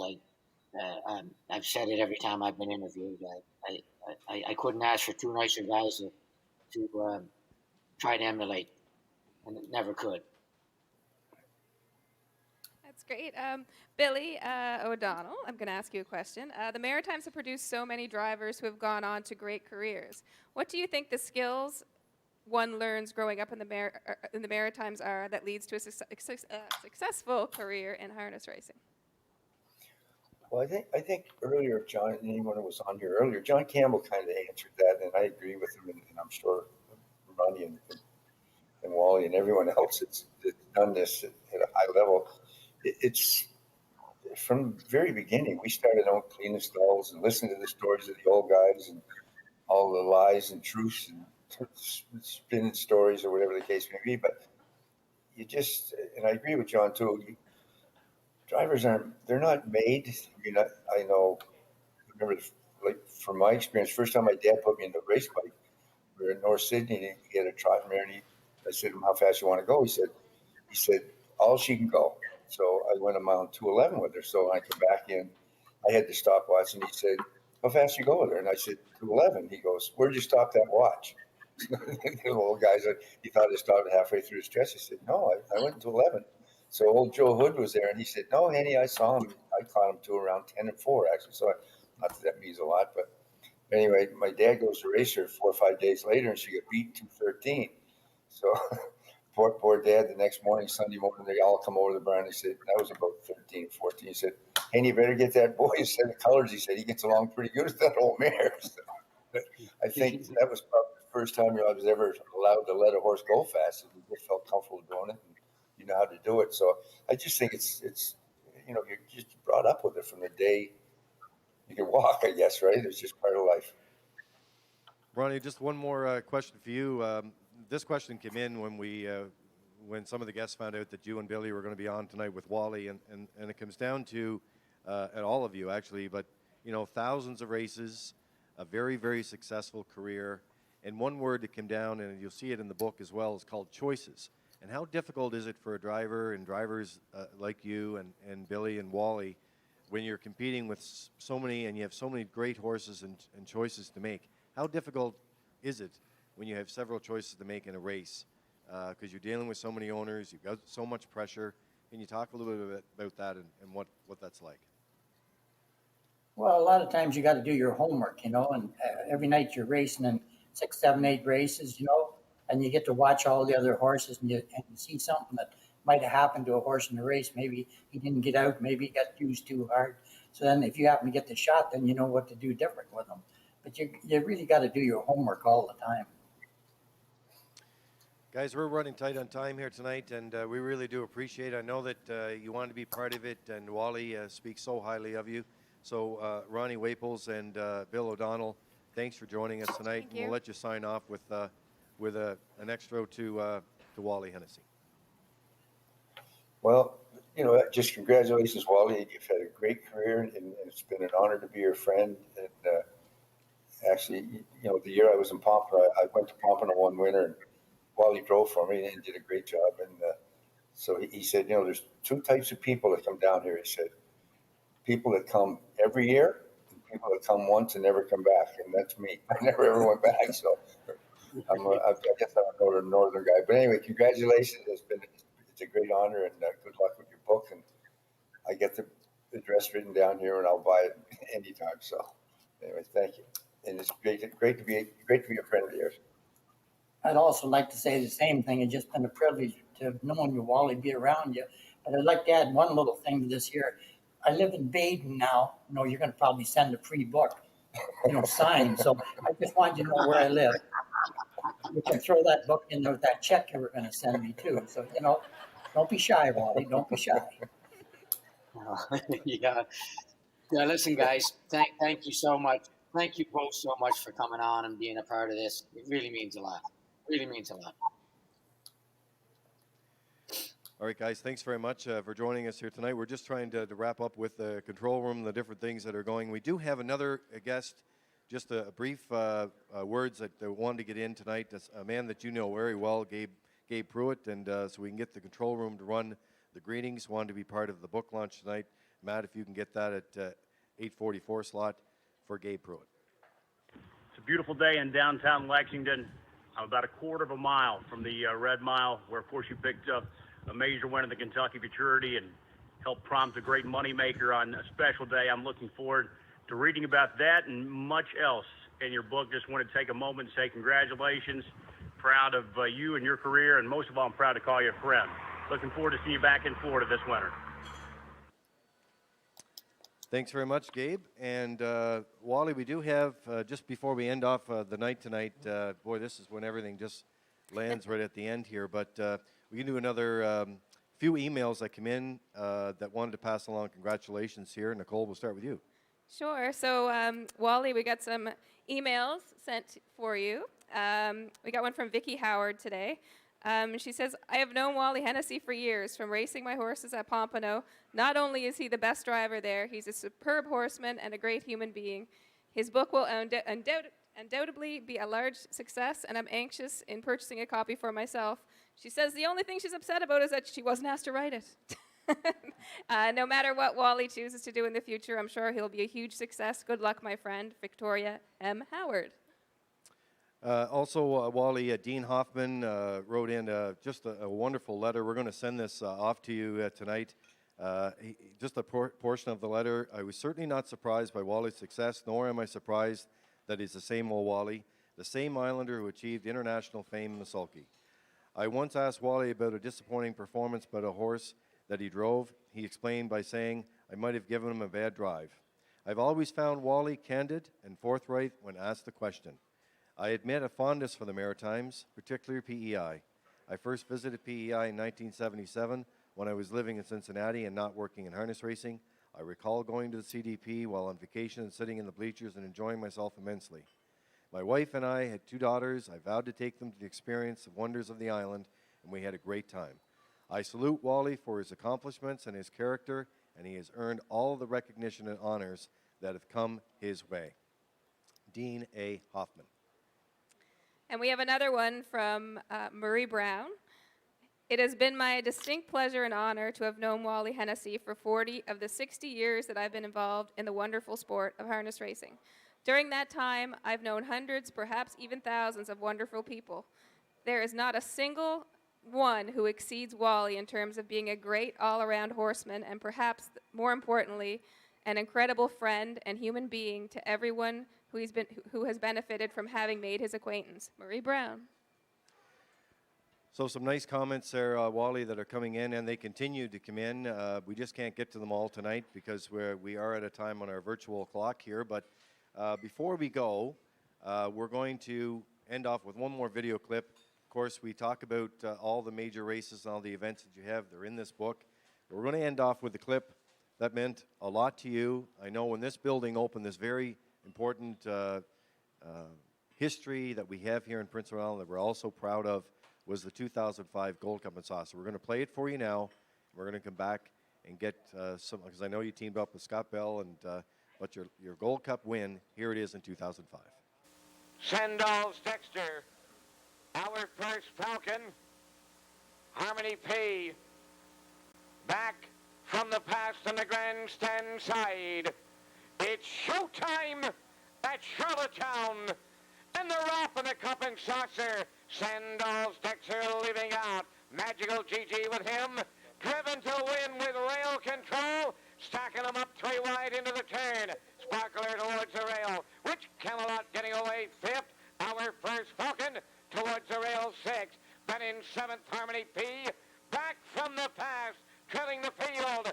That is driven to win in line to Wally Hennessey. The run to choo-choo here, going by the quarter full. Pacing second towards the rail. Magical GG opening quarter shop. 27-1. Boom! Just like that.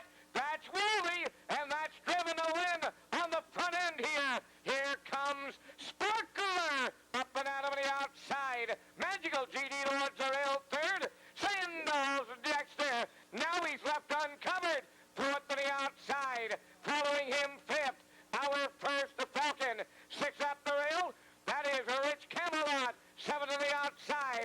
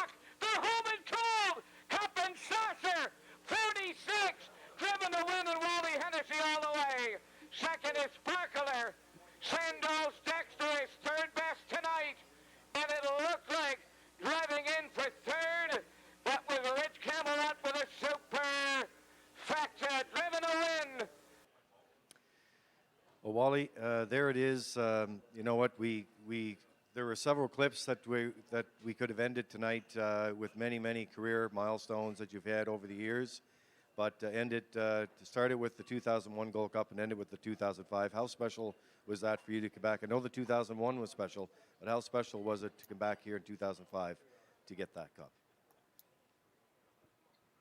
Well, well, winning races never gets old, Lee, no matter what kind of a race it is. But when you take a race as prestigious as the Gold Cup and Saucer, it's a once a year deal. And first off, if you're just lucky enough to be in the race, never mind win it. If you're just lucky enough to be in it, that's an honor in itself. To have won it a couple of times, I was just a driver. Like Scotty had that horse so good. He was the best horse. But he still has to win. But two of my top wins in my career by far. I'm really what you guys have done here tonight. Great show. I hope everybody gets a copy of the book because, believe me, it is a good read. Alan and are still there. Alan Stewart, Alan. Rabbit, that was very rabbit to get up and speak. But Stu has a special shirt on there, a Wally Hennessey shirt on tonight. I don't know if you've ever got one of them back. But, so, you know what, Wally, it's been an absolute pleasure. Matt, if you can do a pan of the crowd, I want the crowd to give a wave to Wally here tonight. Just everybody give a wave. If you can pan the crowd there. Everybody put their hands in the air. Give them a big island, maybe hug from everyone, because I'll tell you what, this has been, we're so proud to be able to do this tonight. It was challenging with some of the technology, but I think we got through it tonight. It's Wally, Driven to Win. And Nicole, before we sign off here, just another reminder for the guests that are here tonight and the thousands that are tuned in around the globe tonight, Wally, with Wally, Driven to Win. So you can purchase your copy of Wally Driven to Win online at retromedia.ca. And for the guests here tonight, they're for sale outside the front door of Red Shores. So, pick up your copy. It's a great book. On behalf of David McKenzie, the entire team of Red Shores, on behalf of Retro Media, on behalf of Universum, and the entire team here and all the visitors that are in tonight, Wally, we're signing off here live from Charlottetown, Prince Edward Island, in your book. We're so proud of you, and we can't wait to see you and your family come home again so we can get together right here on beautiful Prince Edward Island in your home in Charlottetown, PEI. Thanks, Wally. Thank you, Lee. Thank you, Lee. Thank you, Nicole. And thanks for everybody for being there tonight and everybody tuning in. I'm very humbled. Thank you, Wally. Good night. Thanks, Wally. Bye.